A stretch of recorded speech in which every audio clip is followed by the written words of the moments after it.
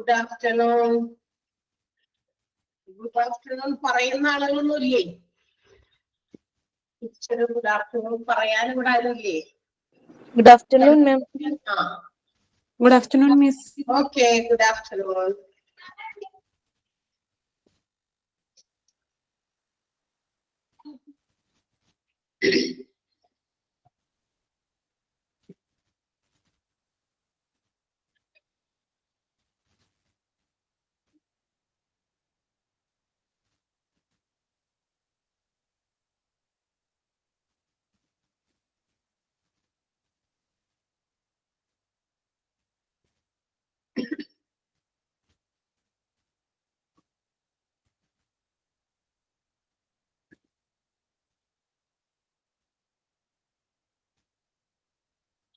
Okay, നമുക്ക് start ചെയ്യാം. എവിടെയാണ് നമ്മൾ പറഞ്ഞു നിർത്തിയെന്ന് വല്ല ഓർമ്മയുണ്ടോ? Recruitment.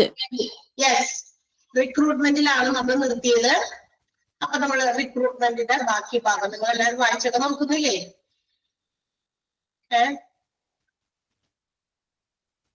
വായിച്ചൊക്കെ നോക്കണം കേട്ടാ, വായിച്ചു നോക്കണം.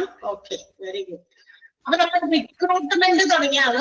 അവിടെ വരെ ഏകദേശം റിക്രൂട്ട്മെന്റ് എന്താണെന്ന് ജസ്റ്റ് പറഞ്ഞൊക്കെ വെച്ചിരുന്നു. What is recruitment?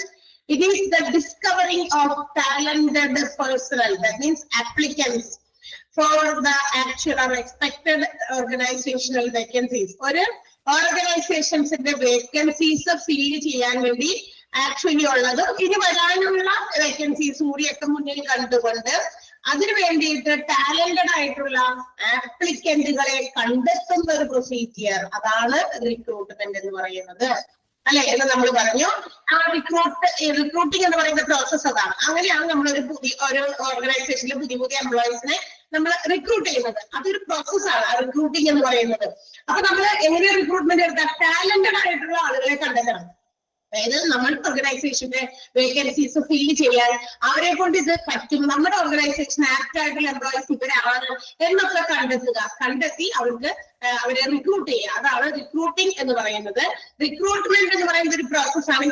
Attracting potential employees, നല്ല കഴിവുള്ള എംപ്ലോയീസിനെ അട്രാക്ട് ചെയ്യുക and also encouraging them to apply for that particular job in the organization. ആ ഓർഗനൈസേഷനിലെ ആ ഒരു പ്രധാനപ്പെട്ട ജോലിക്ക് ഉതകുന്ന രീതിയിൽ അവരെ കൊണ്ട് അപ്ലൈ ചെയ്യിക്കാനായിട്ട് അവരെ എൻകറേജ് ചെയ്യുക. ഇപ്പൊ ഒരു ഓർഗനൈസേഷനിൽ ഒഴിവുണ്ട് എന്ന് അറിയുമ്പോൾ അവിടുത്തെ കുറെ ഫാക്ടേഴ്സ് അല്ലെങ്കിൽ അവിടെ അവർ ഓഫർ ചെയ്യുന്ന ബെനിഫിറ്റുകൾ ഇതൊക്കെ നമ്മൾ നോക്കും. എന്നിട്ടാണ് നമ്മൾ എന്ത് ചെയ്യുക, നമ്മൾ അവിടേക്ക് ആപ്ലിക്കേഷൻ കൊടുക്കുക. അപ്പൊ നമ്മൾ അതിന് ഒരു പ്രേരിപ്പിക്കലാണ് ആ ഒരു കാര്യങ്ങളൊക്കെ ഓഫർ ചെയ്തുകൊണ്ട് നമ്മളെ അട്രാക്ട് ചെയ്യുന്ന ഒരു രീതിയാണ്. അങ്ങനെ ആളുകളെ എംപ്ലോയീസിനെ ആ ഒരു ഓർഗനൈസേഷനിലെ ജോബിന് വേണ്ടി അപ്ലൈ ചെയ്യിപ്പിക്കാനും അട്രാക്ട് ചെയ്യാനുമുള്ള ഒരു പ്രോസസ്സ് കൂടിയാണ് റിക്രൂട്ട്മെന്റ് എന്ന് പറയുന്നത്. എല്ലാം അണ്ടർലൈൻ ചെയ്യാൻ പറഞ്ഞിരുന്നു. റിക്രൂട്ട്മെന്റ് എന്ന് പറഞ്ഞ് എഴുതി തുടങ്ങിയിരിക്കുന്ന എല്ലാവരും നമ്മൾ അണ്ടർലൈൻ ചെയ്യാം. 2 സെന്റൻസും അണ്ടർലൈൻ ചെയ്യാം. And it is the most important function. Personal അഡ്മിനിസ്ട്രേഷനിൽ, അതായത് തൊഴിൽപരമായിട്ടുള്ള ഭരണങ്ങളൊക്കെ നടത്തുമ്പോൾ റിക്രൂട്ട്മെന്റ് എന്ന് പറയുന്നത് എന്താണ് വളരെ ഇമ്പോർട്ടന്റ് ആയിട്ടുള്ള ഫംഗ്ഷൻ ആണ്. റൈറ്റ് ടൈപ്പ് ഓഫ് പീപ്പിൾ, ശരിയായ രീതിയിലുള്ള ആൾക്കാരെ നമ്മൾ ഹയർ ചെയ്തില്ലെങ്കിൽ means not hired na alka. If a right type of people is not hired, even the best plans, organizational chart and also control system would not much good. എന്ന് പറഞ്ഞാൽ എന്താ, നല്ല രീതിയിലുള്ള സെലക്ഷൻസ് റിക്രൂട്ട്മെന്റുകൾ നമ്മൾ നടത്തിയില്ല എങ്കിൽ, നല്ല രീതിയിലുള്ള പീപ്പിൾസിനെ നമ്മൾ ഹയർ ചെയ്തില്ല എങ്കിൽ, നോട്ട് അവരുടെ നെറ്റ് അല്ല ചെയ്തില്ല എങ്കിൽ എന്ത് പറ്റും, നല്ലൊരു ഓർഗനൈസേഷൻ ആണെങ്കിൽ കൂടി അതിന് നല്ലൊരു റിസൾട്ട് കിട്ടില്ല. അവിടെ വളരെ നല്ല രീതിയിലുള്ള മോശം സംഭവിക്കാനും ഇടയുണ്ട്. അപ്പൊ റിക്രൂട്ട്മെന്റ് എന്ന് പറയുമ്പോൾ ഒരു പേഴ്സണൽ മാനേജ്മെന്റിൽ വരുന്ന ഏറ്റവും പ്രധാനപ്പെട്ട ഒരു ഫാക്ടറാണ്, ഒരു ഫംഗ്ഷനാണ്. അങ്ങനെ അതൊക്കെ കണക്കിലെടുത്ത് ആളുകളെ റിക്രൂട്ട് ചെയ്യുന്ന ഒരു കാര്യമാണ് റിക്രൂട്ട്മെന്റിൽ വരുന്നത്. And it is to be made on the selection basis. അപ്പൊ നമ്മൾ എന്ത് ചെയ്യുന്നു, അപ്പൊ ഒരുപാട് ആപ്ലിക്കന്റുകളിൽ നിന്ന് സെലക്ട് ചെയ്താണ് റിക്രൂട്ട് ചെയ്യുക എംപ്ലോയീസിനെ. അന്നേരം A good number of applications will be or applicants will be rejected. നമ്മുടെ ഓർഗനൈസേഷന്റെ ആവശ്യങ്ങൾക്ക് പറ്റില്ല എന്ന് തോന്നുന്ന അത്രയും ആപ്ലിക്കന്റുകളെ നമ്മൾ എന്ത് ചെയ്യേണ്ടി വരും, നിരസിക്കേണ്ടി വരും. അതായത് ആവശ്യത്തിലുള്ളവരെ എടുത്തിട്ട് ബാക്കിയുള്ളവരെ നമ്മൾ റിജക്ട് ചെയ്യാം ഓർഗനൈസേഷൻ. അപ്പൊ ആ നല്ല രീതിയിലുള്ള സെലക്ഷൻസ് നടത്തിയാണ് റിക്രൂട്ട്മെന്റ് പ്രൊവൈഡ് ചെയ്യുന്നത് അല്ലെങ്കിൽ റിക്രൂട്ട് ചെയ്യുന്നത് എംപ്ലോയീസിനെ. അതാണ് നമ്മൾ പറഞ്ഞു നിർത്തിയത്. Now let's see what are the factors affecting recruitment. ഇനി നമുക്ക് അടുത്തത് പഠിക്കാനുള്ളത് റിക്രൂട്ട്മെന്റിനെ സ്വാധീനിക്കുന്ന ചില ഘടകങ്ങളാണ്. എന്തിന്റെയൊക്കെ ബേസിസിലാണ് റിക്രൂട്ട്മെന്റ് നടത്തുന്നത്, അല്ലെങ്കിൽ അതിനെ സ്വാധീനിക്കുന്ന ഘടകങ്ങൾ ഏതൊക്കെയാണ്? വളരെ ചെറിയ ചെറിയ പോയിന്റുകളാണ് നമ്മൾ പഠിച്ചാൽ മതി. അത് ഇമ്പോർട്ടന്റും ആണ്. Factors affecting recruitment. First one, the size of the organization. Larger the size of the organization, more number of employees are needed. അല്ലെ?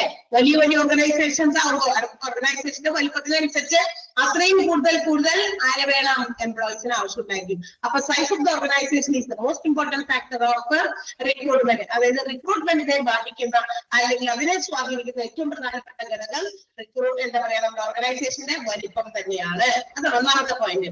And the second point is the condition of the employment in which where that organization is located. ഏത് പ്രദേശത്താണ് ആ organisation സ്ഥിതി ചെയ്യുന്നത്, അവിടുത്തെ employment condition എങ്ങനെയാണ്? പക്ഷെ ഒരുപാട് പേർക്ക് ജോലിയുള്ളവരാണെങ്കിൽ നമുക്ക് ആ ഭാഗത്ത് നിന്ന് അല്ലെങ്കിൽ അത്ര പ്രദേശത്ത് നിന്ന് എംപ്ലോയീസിനെ കിട്ടുക ബുദ്ധിമുട്ടായിരിക്കും. പുറത്തുനിന്ന് കാലം കൊണ്ടുവരുന്നത്. കാരണം ഓൾറെഡി അവിടെ അത്തരം പ്രദേശങ്ങളിൽ ഓൾറെഡി എല്ലാവരും എൻഗേജ്ഡ് ആണ് in some kind of employment, പല രീതിയിലുള്ള ജോലികൾക്കായിട്ട്.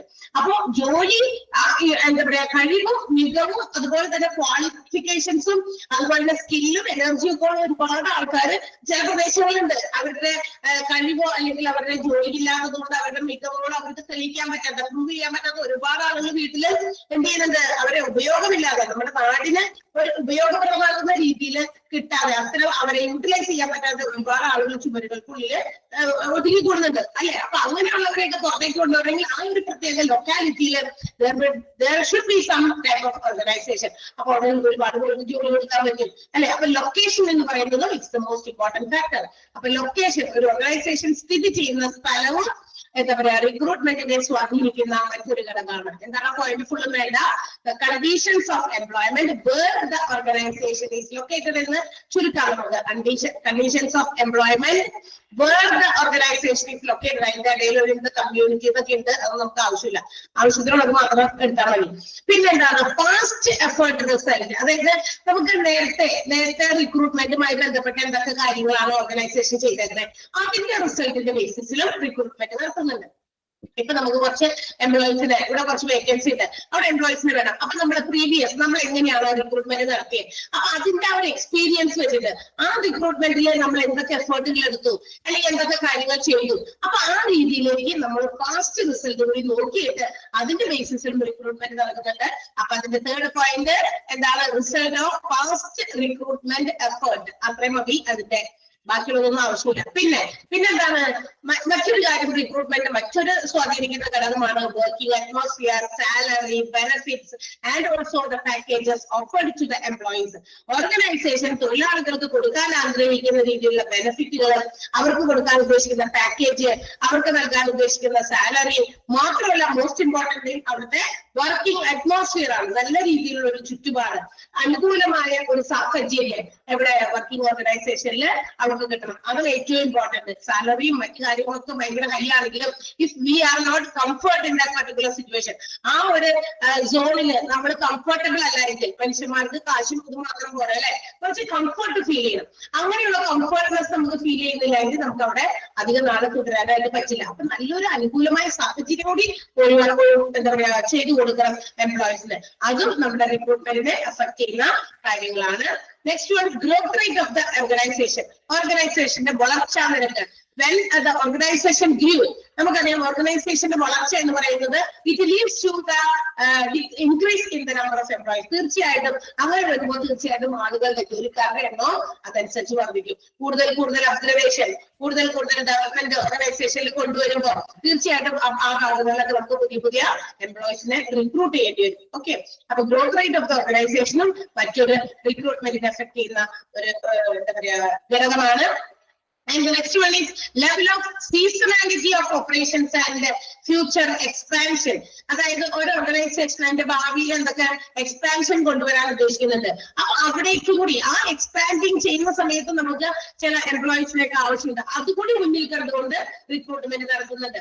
പിന്നെന്താ സീസണൽ ഓപ്പറേഷൻസ്. ചിലപ്പോഴൊക്കെ ഇപ്പൊ സാധാരണ ഇപ്പൊ നമുക്ക് നിലവിൽ ഇത്രയും എംപ്ലോയീസ് മതി. ഒരു ഉദാഹരണം പറയാം, ടെക്സ്റ്റൈൽ ഷോപ്പ്. സീസണൽസ് വരുമ്പോഴേ, ദാറ്റ് മീൻസ് നമ്മുടെ വിഷു, ക്രിസ്മസ്, ഓണം എന്നീ പറയുന്ന സെലിബ്രേഷൻസ് ഒക്കെ വരുമ്പോൾ നമ്മുടെ ടെക്സ്റ്റൈൽ ഷോപ്പുകൾ ഓഫീസുകളിൽ ഭയങ്കര തിരക്കായിരിക്കും അല്ലെ, എല്ലാവരും കോടികളും മുടുക്കുകളൊക്കെ എടുക്കുന്ന തിക്ക് തിരക്കും. അങ്ങനെ വരുമ്പോൾ അവിടെയുള്ള എംപ്ലോയീസ് എന്ന് പറയുന്നത് വളരെ കുറവായിരിക്കും. ഇപ്പൊ സാധാരണ സമയത്ത് ഇപ്പൊ ഈ സമയത്തൊക്കെ ചെന്ന് കഴിഞ്ഞാൽ വലിയ തിരക്കൊന്നുമില്ല. കാരണം എന്താ, അവിടെ ആളുകൾ അധികം അങ്ങോട്ട് കയറി വരുന്നില്ല, വല്ലപ്പോഴും വല്ലവരൊക്കെ വന്നു പോകുന്നു എന്നുള്ളത് മാത്രം. ഇഷ്ടംപോലെ ടെക്സ്റ്റൈൽ ഷോപ്പുകളൊക്കെ നമുക്ക് ചുറ്റും തന്നെയുണ്ട്. അപ്പൊ ഓരോ സ്ഥലത്തും ഇങ്ങനെ മാറി മാറിയിട്ട് നിൽക്കും. അതേസമയം സീസണൽസ് വരുമ്പോൾ നമുക്കറിയാം എല്ലാ കടകളിലും എന്തായിരിക്കും, തിക്ക് തിരക്കായിരിക്കും. അപ്പൊ അത് റിക്വയർ മോർ എംപ്ലോയീസ്. ഈ പറയുന്ന സാധനങ്ങളൊക്കെ എടുത്തു കൊടുക്കുന്നതിനാകാം, അല്ലെങ്കിൽ ഫ്ലോറിൽ മാനേജ് ചെയ്യുന്നതിനാകാം, എല്ലായിടത്തും ആളുകളുടെ എണ്ണം കൂടും. അപ്പൊ അതും കൂടി കണക്കിലെടുത്തിട്ട് അത്തരം സീസണൽ ആയിട്ടുള്ള ഓപ്പറേഷൻസിനെ കൂടി അവര് നേരത്തെ കൂട്ടി അസൈൻ ചെയ്തിട്ടാണ് എന്ത് ചെയ്യുന്നത്, റിക്രൂട്ട്മെന്റ് നടത്തുന്നത്. അങ്ങനെയും ചെയ്യുന്നതുണ്ട്. അപ്പൊ അതും മറ്റൊരു ഘടകമാണ് ഇതിനെ എഫക്ട് ചെയ്യുന്നത്, റിക്രൂട്ട്മെന്റിനെ. ആൻഡ് ലാസ്റ്റ് വൺ കൾച്ചറൽ, അതുപോലെ ഇക്കണോമിക് ആൻഡ് ലീഗൽ ഫാക്ടേഴ്സ്. ഒരു ഓർഗനൈസേഷന്റെ സാംസ്കാരികപരമായിട്ടുള്ളത്, സാമ്പത്തികപരമായിട്ടുള്ളത് ആൻഡ് നിയമപരമായിട്ടുള്ള ഫാക്ടേഴ്സും അതിന്റെ റിക്രൂട്ട്മെന്റിനെ ബാധിക്കുന്ന ഘടകമാണ്. അതായത് ഓരോ ഓർഗനൈസേഷനും അതിൻ്റെതായ സംസ്കാരം, രീതി, സാമ്പത്തികം ഒക്കെ ഉണ്ട്. അതുപോലെ ഫോളോ ചെയ്യുന്ന ചില ലീഗൽ ഫോർമാലിറ്റീസ്, ഇതിനെയൊക്കെ ബേസ് ചെയ്തിട്ട് എന്താണ് റിക്രൂട്ട്മെന്റ് നടത്തുന്നു. അപ്പൊ ഇതെല്ലാം റിക്രൂട്ട്മെന്റിനെ അഫക്ട് ചെയ്യുന്ന ഫാക്ടേഴ്സിൽ പെട്ടതാണ്. ക്ലിയർ ആയോ? അപ്പൊ നമുക്ക് ഒന്നുകൂടി പറയാം. ആ ചെറിയ പോയിന്റ് അണ്ടർലൈൻ ചെയ്യാം. Size of the organisation, conditions of employment where the organization is located, രണ്ടാമത്തെ പോയിന്റ് എത്രയാണ്, result of past recruitment efforts. അതായത് കഴിഞ്ഞ നേരത്തെയുള്ള മുൻ റിക്രൂട്ട്മെന്റുകളൊക്കെ എങ്ങനെ നടത്തി, അതിന്റെ എഫേർട്ടുകളൊക്കെ നോക്കി അത് എക്സ്പീരിയൻസ് ചെയ്തിട്ട്, working atmosphere, salary, benefits, packages offered by the organisation. ഈ പറയുന്ന കാര്യങ്ങളൊക്കെ എത്രത്തോളം ഓർഗനൈസേഷൻ ഓഫർ ചെയ്യുന്നത്, അതിന്റെ ബേസിസിൽ growth rate of the organisation, വളർച്ചാ നിരക്ക്, കൂടുതൽ വികസനം പ്രാപിക്കുമ്പോൾ കൂടുതൽ റിക്രൂട്ട്മെന്റുകൾ നടത്തേണ്ടി വരും. പിന്നെ level of seasonality operations and future expansion, അതിന്റെ ബേസിസ് കൂടി എടുത്തിട്ടാണ് പുതിയ റിക്രൂട്ട്മെന്റുകൾ നടത്തുക. അതായത് അടുത്തത് വരുന്ന സീസണാണ്. അപ്പൊ നമുക്ക് അവിടെയും കുറച്ച് ആൾക്കാരെ എന്താ പറയാ, കുറച്ച് എണ്ണത്തിൽ കുറച്ച് ആളുകളെ കൂടി വേണ്ടി വരും. കാരണം അത്തരം സമയങ്ങളിൽ നമ്മുടെ ബിസിനസ് ഒക്കെ ഭയങ്കര ബിസി ആയിരിക്കും. അപ്പൊ ഇത്രയും എംപ്ലോയീസ് വെച്ച് നമുക്കത് ഹാൻഡിൽ ചെയ്യാൻ പറ്റില്ല. അപ്പൊ അതുകൂടി കണക്കിലെടുത്തിട്ട് 2-3 പേരോട് കൂടുതൽ വേണ്ടി വരും. അപ്പൊ അതൊക്കെ ഓർത്തിട്ടാണ്. പിന്നെ cultural, economical and legal factors. അപ്പൊ these are the factors affecting recruitment. Clear ആയോ? എന്തെങ്കിലും ആർക്കെങ്കിലും മനസ്സിലാവുകയാണെങ്കിൽ പെട്ടെന്ന് അത് പറയുക. അതല്ലെങ്കിൽ നമ്മൾ വേഗം അടുത്ത ടോപ്പിക്കിലേക്ക് പോകും. ബിക്കോസ് നമുക്കിത് തീർക്കണ്ടേ, കുറച്ച് പറയാതെ തീരുമില്ല. Okay, next one. അപ്പൊ ക്ലിയർ ആയി എന്നാണ് പറയുന്നത്. Next one, steps on recruitment process. അടുത്ത റിക്രൂട്ട്മെന്റിന്റെ ആ പ്രക്രിയ. റിക്രൂട്ട്മെന്റ് എന്ന് പറയുന്ന ഒരു പ്രോസസ് ആണല്ലോ, ഒരു ക്രിയ ആണല്ലോ. ആളുകളെ നിയമിക്കുന്ന ക്രിയ, അതിനകത്ത് ഉൾപ്പെട്ടിരിക്കുന്ന സ്റ്റെപ്പുകളാണ്. എന്തൊക്കെ കാര്യങ്ങളൊക്കെ മനസ്സിൽ എടുത്തിട്ടാണ് പുതിയ റിക്രൂട്ട്മെന്റുകൾ നടത്തുക. അപ്പൊ റിക്രൂട്ട്മെന്റ് പ്രോസസ് ഇൻക്ലൂഡ് ചെയ്യുന്ന സ്റ്റെപ്പുകളാണ് ഇന്ന് പഠിക്കാൻ പോകുന്നത്. First one, recruitment policy. Recruitment നടത്തുന്നതിന് ഒരു പോളിസി ഉണ്ടായിരിക്കും.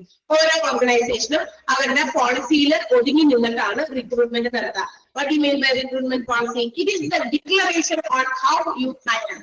ഒരു എംപ്ലോയിനെ നമ്മൾ എങ്ങനെ എന്ത് ചെയ്യും, ഹയർ ചെയ്യാൻ പറഞ്ഞാൽ വാടകയ്ക്ക് എടുക്കുക എന്നർത്ഥം. അങ്ങനെ വാടകയ്ക്ക് എടുക്കുക, അവരുടെ സർവീസ് ആണ് നമ്മൾ ഉപയോഗപ്പെടുത്തുന്നത്. മുഴുവനായിട്ട് പൈസ കൊടുത്ത് വാങ്ങിക്കില്ലല്ല അവരെ, അല്ലെ?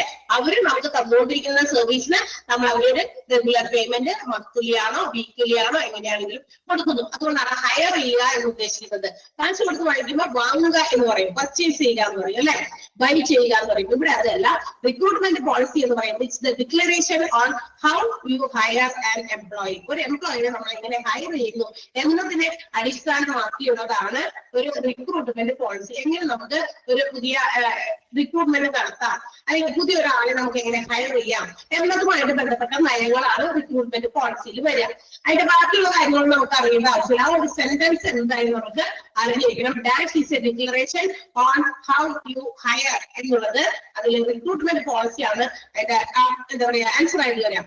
ഇനി ഈ റിക്രൂട്ട്മെന്റ് പോളിസി ഉണ്ടല്ലോ, പ്രധാനമായിട്ടും 4 പ്രിൻസിപ്പിൾസിൽ ബേസ്ഡ് ആണ്. 4 principles based on recruitment policy. ഈ പോളിസി ഈ പറയുന്ന തത്വങ്ങൾക്ക് വിധേയമായിട്ടാണ് പോളിസി രൂപീകരിക്കുക. റിക്രൂട്ട്മെന്റ് ചെയ്യുന്ന പോളിസി രൂപീകരിക്കുമ്പോൾ ഈ പറയുന്ന 4 തത്വങ്ങൾ പ്രിൻസിപ്പിൾസ് കണക്കിലെടുക്കും ഓർഗനൈസേഷൻ. ഏതൊക്കെയാണ് 4 പ്രിൻസിപ്പിൾസ്? അത് പോയിന്റ് ഇമ്പോർട്ടന്റ് ആണ് കേട്ടോ. അന്ന് ക്ലിക്ക് ചെയ്തേക്കണം. 4 പോയിന്റ് ആണ്.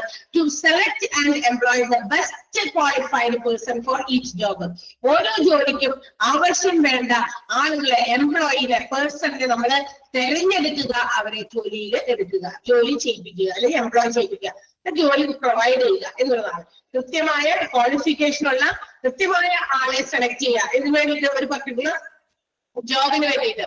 അപ്പൊ അങ്ങനെ തെരഞ്ഞെടുക്കുമ്പോൾ ബെസ്റ്റ് ആയിരിക്കും നമ്മൾ തെരഞ്ഞെടുക്കേണ്ടത്.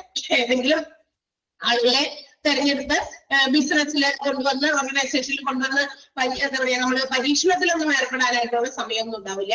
അപ്പൊ നിലവിലുള്ള ആപ്ലിക്കന്റുകൾ അത് ഏത് രീതിയിലാണോ അവര് സെലക്ഷൻ നടത്തുന്നത് ആ രീതിയിൽ അത് സെലക്ഷൻ ചെയ്യുമ്പോൾ നമുക്ക് തെറ്റുപറ്റാൻ പാടില്ല. ബെസ്റ്റ് ക്വാളിഫൈഡ് പേഴ്സൺസിന് ഫോർ ഓരോ ജോബിനും നമ്മൾ സെലക്ട് ചെയ്യുക, എംപ്ലോയ് ചെയ്യുക. അതാണ് ഒന്നാമത്തെ പ്രിൻസിപ്പിൾ. രണ്ടാമത്തെ പ്രിൻസിപ്പിൾ എന്ന് പറയുന്നത് ആ എംപ്ലോയ് ചെയ്തിരിക്കുന്ന ആള് ബെസ്റ്റ് ആയിരിക്കണം, മോസ്റ്റ് പ്രോമിസിംഗ് ആയിരിക്കണം. എന്ന് വെച്ചാൽ എന്താ, നമുക്ക് വളരെ വിശ്വസിക്കാൻ പറ്റും. നമ്മൾ പറയുന്ന എന്ത് കാര്യവും നമ്മൾ ആ കൃത്യസമയത്ത് ആ ജോലി ചെയ്തു തീർക്കുക, എല്ലാം വളരെ കോൺഫിഡന്റ് ആയിട്ടും അതുപോലെ തന്നെ വളരെ എന്താ പറയാ സ്മാർട്ട് ആയിട്ടും എഫിഷ്യന്റും ആയിട്ടൊക്കെ ചെയ്യാൻ പറ്റുന്ന ആ ഒരാളാണെന്ന് നമുക്ക് വിശ്വാസം വരണം. ഓക്കെ, അങ്ങനെയുള്ള ആളുകൾക്ക് എംപ്ലോയ് ചെയ്യിപ്പിക്കുക. അപ്പൊ എംപ്ലോയ് ചെയ്യുമ്പോൾ ബെസ്റ്റ് പ്രോമിസിംഗ് ആയിട്ടുള്ള ആളുകളെ വേണം ഹയർ ചെയ്യാനായിട്ട്. ക്വാളിഫിക്കേഷൻ നോക്കണം, ബെസ്റ്റ് പ്രോമിസിംഗ് ആയിട്ടുള്ള ആളുകളാണോ എന്നും നോക്കിയിട്ടാണ് നമ്മൾ എംപ്ലോയ്മെന്റ് കൊടുക്കേണ്ടത്, ആളുകളെ ജോലിക്ക് എടുക്കേണ്ടത്. ഇനി ഇത് രണ്ടും കിട്ടിക്കഴിഞ്ഞാൽ മാത്രം ശരിയാവില്ല. ഇനി അടുത്തത് നമുക്ക് ജോലി കൊടുക്കുക എന്നുള്ളത് ഓർഗനൈസേഷന്റെ കാര്യമാണ്. അവരുടെ സേവനം ആവശ്യപ്പെട്ട് അല്ലെങ്കിൽ അവരുടെ സേവനം ഉപയോഗിച്ച് ഓർഗനൈസേഷന്റെ വികസനം, വളർച്ച, പ്രോഫിറ്റ് എന്ന ലക്ഷ്യങ്ങളിലേക്കൊക്കെ എത്താൻ. എന്നാൽ ജോലിക്ക് കയറുന്ന എംപ്ലോയീസിനും ദേ ഹാവ് സം നീഡ്സ്, അവരുടേതായ ചില റിക്വയർമെന്റ്സ്, നീഡ്സ് ഉണ്ട്. First of all, they have to get favorable opportunities in the working career. അവർക്ക് ജോലി കിട്ടുന്ന സ്ഥലത്ത് അതൊരു ലൈഫ് ടൈം ജോലി ആയിരിക്കണം എന്ന വിശ്വാസത്തിലാണോ ഇനി എനിക്ക് വേറെ ഒരു ജോലി നോക്കണ്ട, ഇത് മതി, because I M satisfied and happy with this job. ഈ ജോലി കൊണ്ട് എനിക്ക് നല്ല തൃപ്തിയുണ്ട്, വലിയ ടെൻഷനില്ല, വളരെ ഹാപ്പിയാണ്, ഇവിടെ തന്നെ ഞാൻ ഒതുങ്ങി നിന്നോളാം, എനിക്ക് ഞാൻ ചെയ്യുന്ന ജോലിക്ക് റീസണബിൾ ആയിട്ടുള്ള ഒരു എന്താ പറയാ സാലറി കിട്ടുന്നുണ്ട്. ഇങ്ങനെയൊക്കെ ആളുകൾ വളരെയധികം സാറ്റിസ്ഫൈഡ് ആകുക. അതെപ്പോഴാണ് അവിടെ ഉണ്ടാകുന്ന ചുറ്റുപാടുകളും മറ്റു കാര്യങ്ങളും എല്ലാം പുള്ളിക്ക് ഫേവറബിൾ ആകുമ്പോഴാണ്. അപ്പൊ അനുകൂലമായ ഒരു അവസരങ്ങൾ ഓരോ എംപ്ലോയിയുടെ ആവശ്യമാണ്, അത് നിറവേറ്റി കൊടുക്കണം. അങ്ങനെയും കൊടുക്കണം. അതിന്റെ ബേസിസിലായിരിക്കണം റിക്രൂട്ട്മെന്റ് പോളിസീസ് ഫ്രെയിം ചെയ്യേണ്ടത്, ഡിസൈൻ ചെയ്യേണ്ടത്. പിന്നെ എന്താ, to provide programs and facilities also for personal growth. ജോലി ചെയ്യുക എന്നതിനേക്കാൾ ഉപരി ഓരോ വ്യക്തികളും അവരുടെ വ്യക്തിപരമായ വളർച്ച കൂടി ആഗ്രഹിക്കുന്നുണ്ട്. അപ്പൊ അതിന് വേണ്ട പ്രോഗ്രാംസും ഫെസിലിറ്റീസും അത് പ്രൊവൈഡ് ചെയ്യുക എന്നുള്ളതും റിക്രൂട്ട്മെന്റ് പോളിസിയുടെ മറ്റൊരു തത്വമായിരിക്കണം. പ്രധാനമായിട്ടും ഈ 4 പ്രിൻസിപ്പിൾസിൽ ബേസ്ഡ് ആണ് റിക്രൂട്ട്മെന്റ് പോളിസി. അപ്പൊ റിക്രൂട്ട്മെന്റ് പോളിസി ആ ഒരു സെന്റൻസ് അണ്ടർലൈൻ ചെയ്യാം. അതിനെ ബേസ് ചെയ്യുന്ന പ്രിൻസിപ്പിൾസും 4 പോയിന്റ് ആണ്. 4 പോയിന്റിലും ടിക്ക് ചെയ്യാൻ ഇമ്പോർട്ടന്റ് ആണെന്ന് പറഞ്ഞ് ഏതൊക്കെയാണ്? To select and employ qualified persons for each job. അതൊന്ന്.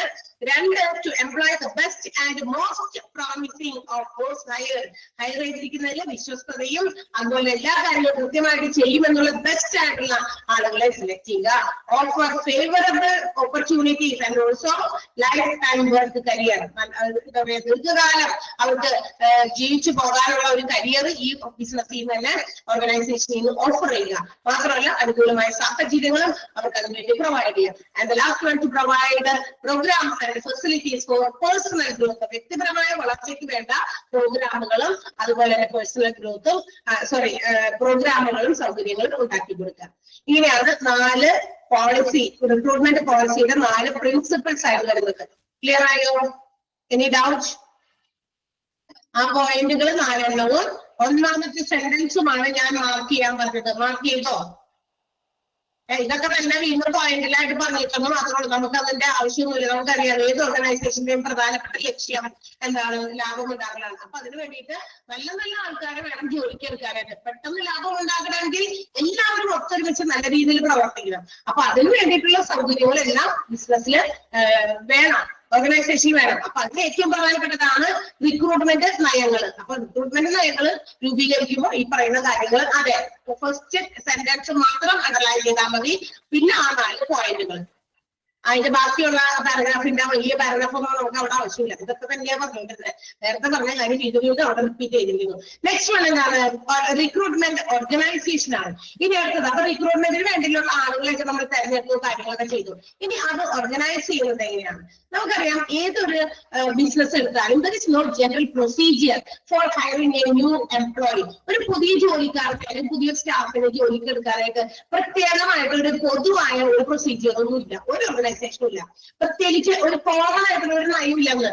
And it depends upon the organisation itself. അത് അവരവരുടേതായ ഇതിനെ സംബന്ധിച്ചിരിക്കും. എന്ന് വെച്ചാൽ അവരുടേതായ കസ്റ്റമൈസ്ഡ് ആയിട്ടുള്ള പ്രൊസീജിയേഴ്സ് ആണ് followed for the purpose of recruitment.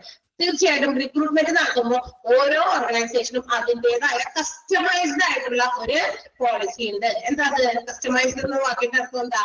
അവർ സ്വന്തമായിട്ട് ഡിസൈൻ ചെയ്തത്. അതായത് അവര് കസ്റ്റമേഴ്സിന്റെ ആവശ്യം അനുസരിച്ച് എന്റെ ബിസിനസ് എന്താണ്, അപ്പൊ ആ എന്റെ കസ്റ്റമേഴ്സിന്റെ ആവശ്യം എന്തായിരിക്കാം. ഒരു ടെക്സ്റ്റൈൽ ഷോപ്പ് നടത്തുന്ന ആള് അപ്പൊ ആ ബിസിനസ്സിൽ തുണിത്തരങ്ങൾ വിൽക്കലാണ്. അപ്പൊ തുണിത്തരങ്ങൾ വിൽക്കണമെങ്കിൽ ആളുകൾ വരുമ്പോൾ അവരെ അട്രാക്ട് ചെയ്യാൻ വേണ്ടി പുതിയ പുതിയ മോഡലുള്ളത് അല്ലെ, ലേറ്റസ്റ്റ് കളക്ഷൻസ്, പിന്നെ എന്താ പറയാ പ്ലീസിങ് മാനറിസം ഉള്ള കുറെ എന്താ പറയാ ജോലിക്കാര്, ഇതൊക്കെയാണ് ഒരു ഓർഗനൈസേഷനിലേക്ക് കസ്റ്റമേഴ്സിനെ നല്ല രീതിയിൽ വെൽക്കം ചെയ്ത് അവർക്ക് വേണ്ട സാധനം, നമ്മുടെ സാധനം അവരെ അടിച്ചേൽപ്പിക്കലല്ല അല്ലെ, അവർക്ക് വേണ്ട സാധനം പ്രൊവൈഡ് ചെയ്യുക. ചില തുണിക്കടയിലൊക്കെ ചെന്ന് കഴിഞ്ഞാൽ ഇത് നല്ലതാണ് ഇത് കൊണ്ടൊക്കോ എന്ന് പറഞ്ഞാൽ ചിലർ നമുക്ക് ഇഷ്ടാവില്ല അല്ലെ. നമ്മൾ പറയുന്നത് അവിടെ ഇരിക്കുന്നത് ഇവിടെ ഇരുന്ന പ്രത്യേകത ഉണ്ട്. നമ്മളെടുത്ത് ചെന്ന് ചോദിക്കും, ആദ്യം എടുത്തത് അവസാനം വലിച്ച് അടിയിൽ എടുത്തിട്ട് പോരുന്ന ആൾക്കാരാണ് നമ്മള്. കാരണം അവിടെ ഇരിക്കുമ്പോ എല്ലാത്തിനും ഭയങ്കര ഭംഗി തോന്നും. പക്ഷെ ഇവിടെ ഇങ്ങനെ എടുത്തിട്ട് നമ്മുടെ കണ്ണിലേക്ക് മുമ്പിലേക്ക് വരുമ്പോ അതൊക്കെ നമുക്ക് അത്ര പിടിക്കാത്തതായിട്ട് തോന്നും. ഇതെന്ത് ചെയ്യും? ആദ്യം എടുത്തത് തന്നെ ഏറ്റവും നല്ലത് എന്ന് വിചാരിച്ചിട്ട് ഏറ്റവും അടിയിൽ പിന്നെ അവിടെ നിന്ന് തപ്പി വലിച്ച് എടുത്ത് അത് പാക്ക് ചെയ്തോട്ടാ പോട്ടെ എന്ന് പറഞ്ഞ് നമ്മൾ പോരും. നമുക്ക് ഓരോന്ന് കാണുമ്പോൾ പുതിയത് മറ്റേതാണ് കൂടുതൽ നല്ലതെന്ന് തോന്നും. അതാണ് സ്റ്റാഫിന്റെ. പക്ഷെ അവർ നോക്കിയിട്ട് കാര്യമില്ല, നമ്മൾ ചോദിക്കുന്നത് നമുക്ക് തരാൻ അവർ റെസ്പോൺസിബിൾ ആണ്. അപ്പൊ അങ്ങനെ വരുമ്പോൾ ചില ആളുകൾ എന്താ പറയാ അത് തന്നെയാണ് ഇത്, ആ കളറല്ല നിങ്ങൾ ഉദ്ദേശിക്കുന്നതല്ല എന്നൊക്കെ പറഞ്ഞ് നമ്മളെ എന്ത് ചെയ്യും, നമ്മളെ നെഗറ്റീവാക്കി അവരെ പറയും. കസ്റ്റമേഴ്സിനെ ഡീൽ ചെയ്യുന്ന സെയിൽസ് ഗേൾസോ സെയിൽസ്മെനോ ഒക്കെ ഓക്കെ. പക്ഷെ അങ്ങനെയുള്ളവരെ അടുത്തേക്ക് പോകുമ്പോൾ നമുക്ക് എന്ത് ചെയ്യും, വേറൊരു പ്രാവശ്യം കൊണ്ട് പോവില്ല. അവിടെ ചെന്ന് കഴിഞ്ഞാൽ അവർ മര്യാദയ്ക്ക് നമ്മളെ കാണിച്ചു തരില്ല അല്ലെ. ഞാനൊരു എക്സാമ്പിൾ പറഞ്ഞത് മാത്രമേ ഉള്ളൂ. അപ്പൊ കസ്റ്റമേഴ്സിനെ നല്ല രീതിയിൽ കൈകാര്യം ചെയ്യാൻ പറ്റുന്ന രീതിയിലുള്ള ഓരോ കാര്യങ്ങളായിരിക്കും അവിടുത്തെ എംപ്ലോയീസ് ചെയ്യേണ്ടത്. അപ്പൊ അവരെ നല്ല രീതിയിൽ കസ്റ്റമേഴ്സിനെ പ്രീതിപ്പെടുത്തുക അല്ലെ, സാറ്റിസ്ഫൈഡ് ആക്കുക, അവരെ ഹാപ്പി ആക്കുക എന്നുള്ളത് എംപ്ലോയീസിന്റെ ഡ്യൂട്ടിയാണ്. അപ്പൊ അങ്ങനെയുള്ള ആളുകളെ വേണം എന്ത് ചെയ്യാൻ, റിക്രൂട്ട് ചെയ്യാനായിട്ട്. അല്ലാതെ എന്തെങ്കിലും കേൾക്കുമ്പോൾ അത് ദേഷ്യത്തോടെ അവരോട് പറയുകയൊക്കെ ചെയ്യുന്നവരാണ് നമുക്ക് ഇഷ്ടമില്ല. അപ്പൊ അങ്ങനെയുള്ള പ്രൊസീജിയേഴ്സ് ഓരോ ഓർഗനൈസേഷൻസും അവർ തന്നെ കസ്റ്റമൈസ് ചെയ്തിട്ടുണ്ടായിരിക്കും.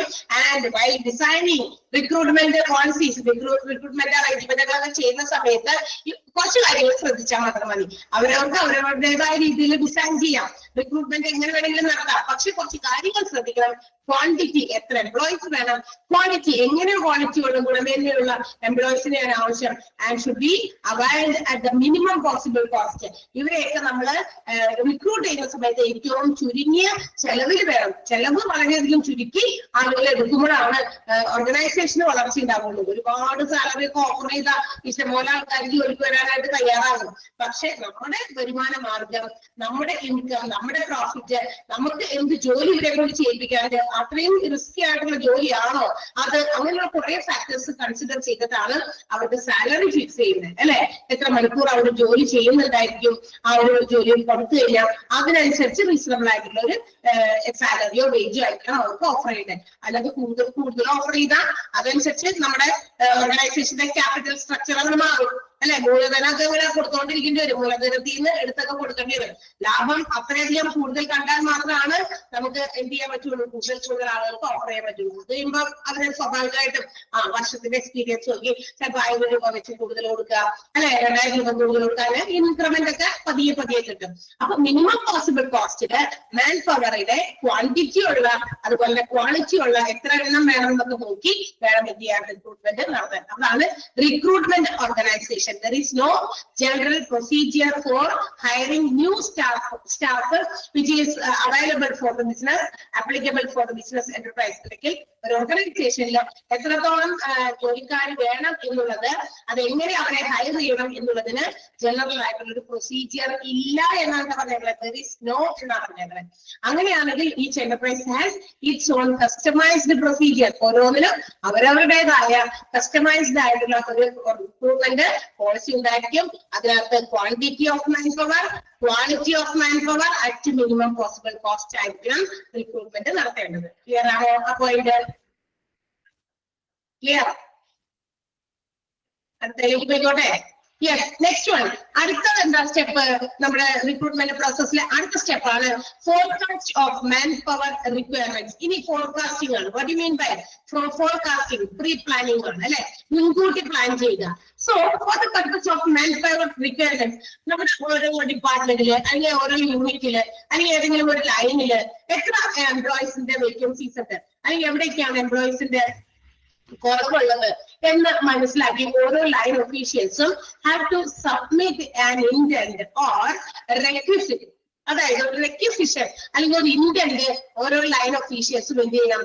കീപ്പ് ചെയ്യണം. എന്ന് വെച്ചാൽ അവർ ഫോർവേഡ് ചെയ്യണം, പ്ലാൻ ചെയ്യണം. ഇത് ഇത്ര ഞങ്ങളുടെ ഡിപ്പാർട്ട്മെന്റിൽ, ഇന്ന ഡിപ്പാർട്ട്മെന്റ്, ആ ഡിപ്പാർട്ട്മെന്റിൽ ഇത്ര എംപ്ലോയീസിന്റെ കുറവുണ്ട്, ഒരു 2-3 എംപ്ലോയീസ് കൂടി ഉണ്ടായാലേ നമ്മുടെ കാര്യങ്ങൾക്ക് സ്മൂത്ത് ആയിട്ട് ഫങ്ഷൻ ചെയ്യുള്ളൂ. അല്ലെങ്കിൽ ഇന്ന കാര്യം ഞങ്ങളൊക്കെ ചെയ്യുന്നു, പക്ഷെ ഇന്ന ഒരു കാര്യം ചെയ്യാനായിട്ട് there is no available employee. ആ ഒരു ജോലി ചെയ്യാനുള്ള ആളവിടെ ഇല്ല, അതിന് പെർഫെക്റ്റ് ആയിട്ടുള്ള ഒരാൾ വേണം. അപ്പൊ അവിടെ ഒരു വേക്കൻസി ഉണ്ട്. അപ്പൊ ഓരോ ലൈനിലോ ഓരോ ഡിപ്പാർട്ട്മെന്റിലോ ഉള്ള ആളുകള് അവിടുത്തെ main officer has to make a submission of request or intent. ഒരു റിക്വസ്റ്റ് അല്ലെങ്കിൽ ഒരു എന്താ പറയാ റിക്വസിഷൻ അല്ലെങ്കിൽ ഒരു ഇന്റന്റ് സമർപ്പിക്കണം.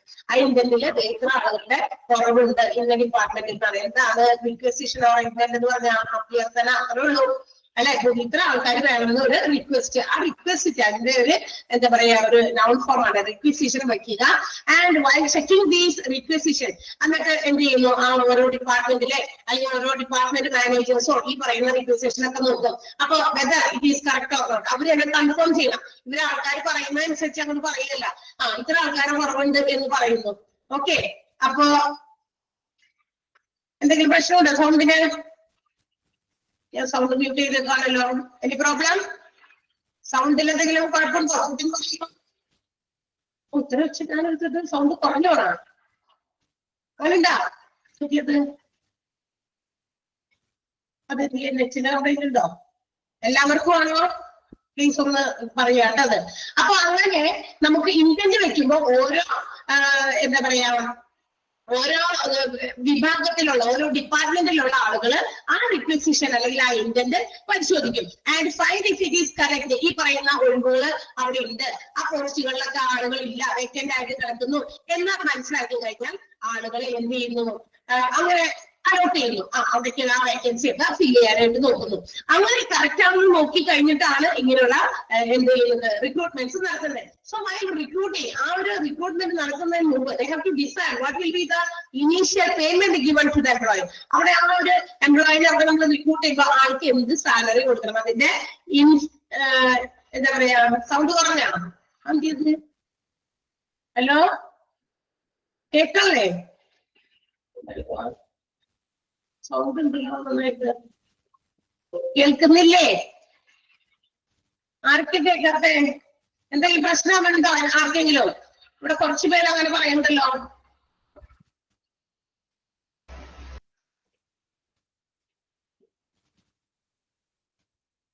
സൗണ്ട് കുറഞ്ഞോളാം. ഞാൻ ഒരു ഫ്രീക്വൻസി തന്നെയാണല്ലോ പറഞ്ഞു പോണത്. സൗണ്ട് കുറയുന്നതായിട്ട് എനിക്ക് ഫീൽ ചെയ്യുന്നില്ല. ഇടയ്ക്ക് ബ്രേക്ക് ആവുന്നുണ്ടോ? ക്ലിയർ ആണെന്നും പറയുന്നുണ്ട്. അതെന്താണാവുന്നത്? അതെന്റെ പ്രശ്നമല്ല അല്ലെ. ഞാൻ ഒരേ ഫ്രീക്വൻസിയിലാണ് പറഞ്ഞു പോണത്. സൗണ്ട് കുറഞ്ഞു പോകണമെന്ന് എനിക്ക് തോന്നാനില്ല. ഇപ്പൊ സംസാരിച്ചപ്പോ സൗണ്ട് കുറവാണ്, പറഞ്ഞപ്പോ നല്ല സൗണ്ട് ഉണ്ട്. അപ്പൊ ടെക്നിക്കൽ ആവും. ഓക്കെ, അപ്പൊ അങ്ങനെ ഏതെങ്കിലും വേക്കൻസി കണ്ടു കഴിഞ്ഞാൽ ഓരോ ഡിപ്പാർട്ട്മെന്റിലും ആ വേക്കൻസീസ് ഫിൽ ചെയ്യാൻ നോക്കും. അപ്പൊ വേക്കൻസീസ് ഫിൽ ചെയ്യണമെങ്കിൽ എന്ത് വേണം? റിക്രൂട്ട്മെന്റ് നടത്തണം. അപ്പൊ റിക്രൂട്ട്മെന്റ് ചെയ്യുന്ന സമയത്ത് അവര് ആദ്യം തന്നെ ആലോചിക്കേണ്ടത് ദേഹപ്പെടുന്ന ആൾക്കാരെ പിടിച്ച് ആ വേക്കൻസി ഫില്ല് ചെയ്യാല. Before that they have to decide what will be the initial payment given to the employee. ആ എംപ്ലോയിക്ക് എത്ര ഇനീഷ്യൽ പേയ്മെന്റ് കൊടുക്കാം, 50,000 ആണോ 20,000 ആണോ 40,000 ആണോ എത്രയാണ് അത്, പിന്നെ മറ്റെന്തെങ്കിലും അലവൻസസ് പ്രൊവൈഡ് ചെയ്യുന്നുണ്ടോ, അങ്ങനെയുള്ള കാര്യങ്ങൾ should be decided in advance. അതൊക്കെ നേരത്തെ കൂട്ടി തീരുമാനിക്കണം. അല്ലാണ്ട് ആളെ കൊണ്ടുവന്ന് അപ്പോയിന്റ് ചെയ്തിട്ടല്ല ഇന്ന പേയ്മെന്റ് ആണ് തരാൻ ഉദ്ദേശിക്കുന്നത്. ഇത് ആ വരുന്ന എംപ്ലോയിനെ റിക്രൂട്ട് ചെയ്യുന്ന സമയത്ത് ആളോട് പറയണം ഇത്രയാണ് ഞങ്ങൾ ഉദ്ദേശിക്കുന്ന സാലറി. അവർക്ക് കൂടി ഓക്കെ ആണെന്ന് തോന്നണം ഇത്ര ജോലിയാണ് നമുക്ക് ഇവിടെ ഉള്ളത്. ഒരു ഏകദേശം ഒരു ഐഡിയ ജോബിനെ കുറിച്ചിട്ട് പ്രൊവൈഡ് ചെയ്യുമ്പോൾ if they are okay and if we are okay, നമ്മൾ ഓക്കെ ആണെങ്കിൽ മാത്രമേ റിക്രൂട്ട്മെന്റ് നടത്താൻ പറ്റുള്ളൂ. And afterwards they have to make the job specifications and man specifications which is decided in consultation with the managers. Line മാനേജേഴ്സുമായിട്ട് consult ചെയ്ത് അത് കഴിഞ്ഞിട്ടാണ്. അപ്പൊ ഓരോ ലൈനിലും നോക്കുക, എന്നിട്ട് അവരുടെ മാനേജറിനെ വിളിക്കും, ഈ ആൾക്ക് എന്ത് ജോലിയാ, ജോബ് സ്പെസിഫിക്കേഷൻ ഇന്ന ജോലി സ്പെസിഫൈ ചെയ്ത ഏതെങ്കിലും ജോലിയാണെങ്കിൽ അങ്ങനെ മാൻ സ്പെസിഫിക്കേഷൻ അവിടെ ആൾക്കാണ് പ്രാധാന്യം. ആള് അത് സെലക്ട് ചെയ്ത് ഏത് ജോലിയാണോ ഇഷ്ടമുള്ളത് അതനുസരിച്ച് ആൾക്ക് അത് കൊടുക്കുക. അപ്പൊ അങ്ങനെയൊക്കെ ഡിസൈഡ് ചെയ്യുന്നത് അതിനുശേഷമാണ്. അപ്പൊ അതിനു മുമ്പ് തന്നെ അവര് എത്ര പേയ്മെന്റ് കൊടുക്കണം, അലവൻസസ് എന്തൊക്കെ പ്രൊവൈഡ് ചെയ്യും എന്നുള്ള കാര്യങ്ങളൊക്കെ അറിയണം. അപ്പൊ അങ്ങനെ മാൻ പവർ റിക്വയർമെന്റ്സിനെ കുറിച്ച് നടത്തുന്ന ഒരു ഫോർകാസ്റ്റ്. അപ്പൊ അതിനെല്ലാം എന്ത് ചെയ്യണം, ഓരോ line managers line officials they have to submit requisition or intent അത് കൊടുക്കുന്നു. And when it is checked, ആ ഇന്റൻസ് ചെക്ക് ചെയ്യുന്നു and find it is correct. അതിനകത്ത് പോസ്റ്റിംഗ് ആവശ്യമാണ്, അവിടെ എംപ്ലോയീസിന്റെ കുറവുണ്ട് എന്ന് മനസ്സിലാക്കി കഴിഞ്ഞാൽ അത്തരം ആളുകളെ റിക്രൂട്ട് ചെയ്യുന്നു. And before that they have to make or decide that make sure that initial payment allowances അത് കൊടുക്കാൻ ഉദ്ദേശിക്കുന്ന ഇനീഷ്യൽ പേയ്മെന്റ് സ്കെയിലും അതുപോലെ തന്നെ അവർ കൊടുക്കുന്ന അലവൻസുകളും മറ്റു കാര്യങ്ങളൊക്കെ ഡിസൈഡ് ചെയ്യും. Then job specifications and man specifications are decided in consultation with the line managers. ഓരോ ലൈനിലെ മാനേജർമാരെ വിളിക്കും. ഇയാൾക്ക് വേണ്ട ജോലി എന്താണെന്ന് വെച്ചാൽ ആളുടെ ഇതനുസരിച്ച് കൊടുക്കുക, അല്ലെങ്കിൽ നമ്മൾ സ്പെസിഫൈ ചെയ്തിരിക്കുന്ന ജോലിയാണെങ്കിൽ ആൾക്കത് അലോട്ട് ചെയ്ത് കൊടുക്കുക എന്നുള്ള നിർദ്ദേശം കൊടുക്കും. അതാണ് forecasting of manpower requirements. അതൊരു റിക്രൂട്ട്മെന്റ് പ്രോസസ്സിലെ മറ്റൊരു സ്റ്റെപ്പാണ്. ക്ലിയർ ആയോ? ക്ലിയർ ആണോ? അതിന്റെ അടുത്തത് സൗണ്ട് ക്ലിയർ ആയോ എന്നാണോ? സൗണ്ട് ശരിയായോ? അൻവർ സൗണ്ട് ഓക്കെ ആയോ? എന്റെ അൻവർ എന്ന് പറഞ്ഞിരിക്കുന്ന ഒരാൾ ഇവിടെ ഒരു എസ് മെസ്സേജ് ഇട്ടു, അതുകൊണ്ടാ ചോദിച്ചത് അൻവറിനോട്. സൗണ്ട് ബ്രേക്ക് ഇപ്പോഴും ഉണ്ടാ? എന്താണാവോ? Okay, next one. അടുത്തത് development of sources of recruitment ആണ്. ഇനി എന്താ അടുത്തത്? അപ്പൊ നമ്മൾ റിക്രൂട്ട് ചെയ്യാനുള്ള ആൾക്കാരെ കണ്ടെത്തി, പോളിസിയൊക്കെ രൂപീകരിച്ചു, റിക്രൂട്ട്മെന്റ് അറേഞ്ച്മെന്റുകൾ നടത്തി, അതിനുശേഷം നമ്മൾ മാൻ പവർ എത്ര റിക്വയർമെന്റ് ചെയ്യുന്നു എന്നുള്ളത്, എത്ര എംപ്ലോയീസിന് വേണം എന്നുള്ളത് ഫോർകാസ്റ്റ് ചെയ്തു. അടുത്ത സ്റ്റെപ്പ് സോഴ്സ് കണ്ടുപിടിക്കണം. എവിടെ നിന്നാണ് ഈ എംപ്ലോയീസ് നമുക്ക് പെറുക്കിയെടുക്കാൻ പറ്റാവുന്നത് അല്ലെ? And there are two different sources for employees. എംപ്ലോയീസിനെ നമുക്ക് കിട്ടാൻ പറ്റുന്ന രണ്ട് സോഴ്സ് ആണ് പ്രധാനമായിട്ടുള്ളത്. First one internal source and the second one is external source. As the name indicates, നമുക്ക് ആ പേര് കേൾക്കുമ്പോൾ അറിയാൻ പറ്റും. ഇന്റേണൽ സോഴ്സ് എന്ന് പറഞ്ഞാൽ എന്താ? Internal means inside. എവിടത്തെ ഇൻസൈഡ് ആണ്? ഓർഗനൈസേഷന്റെ ഇൻസൈഡിൽ തന്നെ. അതായത് നിലവിലുള്ള ഓർഗനൈസേഷന്റെ ഉള്ളിൽ നിന്ന് തന്നെ അങ്ങോട്ടും ഇങ്ങോട്ടും ചില adjustment. That means those who are already in the payroll of the organisation. ഓർഗനൈസേഷന്റെ പേറോൾ ലിസ്റ്റിൽ ഉള്ള ആളുകളെ തന്നെ ഇവിടെ നിന്ന് അങ്ങോട്ട് ഇടുന്നു, അവിടെ നിന്ന് ഇങ്ങോട്ട് ഇടുന്നു. ഇപ്പൊ ഇവിടെ ടീച്ചേഴ്സ് കൂടുതലാണ്. അപ്പൊ ടീച്ചർ ചിലപ്പോ ഒരു ടീച്ചർ തൽക്കാലം ഇപ്പൊ നമുക്ക് ഇവിടെ ഒരുപാട് ടീച്ചേഴ്സ് ഉള്ളത് കൊണ്ട് വേറെ ക്ലാസ്സസ് ഒക്കെ ചിലപ്പോൾ നമ്മള് ഇവിടെ ഏതെങ്കിലും ഒരു ബാച്ചുകാരൊക്കെ ക്ലാസ് തീർന്നു. അപ്പൊ അവിടെ ടീച്ചേഴ്സ് വേക്കൻ്റ് ആയിട്ട് ഇരിക്കുകയാണ്, വെറുതെ ഇരിക്കേണ്ട നമുക്ക് ഒരു പണി കൊടുത്താലോ അല്ലെ? അപ്പൊ ടീച്ചർക്ക് അതിന് പകരം അവിടെ വേറെ ഏതെങ്കിലും ഇന്ന ഡ്യൂട്ടി കൂടി ചെയ്യുക. ബിക്കോസ് അവിടുത്തെ ഒരു ബാച്ച് ആ ടീച്ചർ കൺട്രോൾ ചെയ്ത് കൊണ്ടുപോയിരുന്ന ബാച്ച് അവിടെ നിന്നുപോയി. അവരുടെ കോഴ്സ് കംപ്ലീറ്റ് ചെയ്തു, സർട്ടിഫിക്കറ്റ് കൊടുത്തു, അവരെ വിട്ടു. അപ്പൊ അവിടെ കുറച്ച് ക്ലാസ്സുകൾ അവിടെ ഇല്ല ടീച്ചർക്ക്. അപ്പൊ ആ ഒരു അവരെ ഉപയോഗപ്പെടുത്തുന്ന maximum utilization is the motive അല്ലെ? ഓർഗനൈസേഷന്റെ ഏറ്റവും മറ്റൊരു മോട്ടീവ് ആണ് അവിടെയുള്ള എംപ്ലോയീസിനെയൊക്കെ പരമാവധി ഉപയോഗപ്പെടുത്തുക എന്ന് പറയുന്നത്. അപ്പൊ വെറുതെ ഇരുത്തി കഴിഞ്ഞാൽ ഐഡിലായിരിക്കും അല്ലെ? മടിയന്മാരും മടിയന്മാരെ ഒക്കെ ആയിരിക്കും.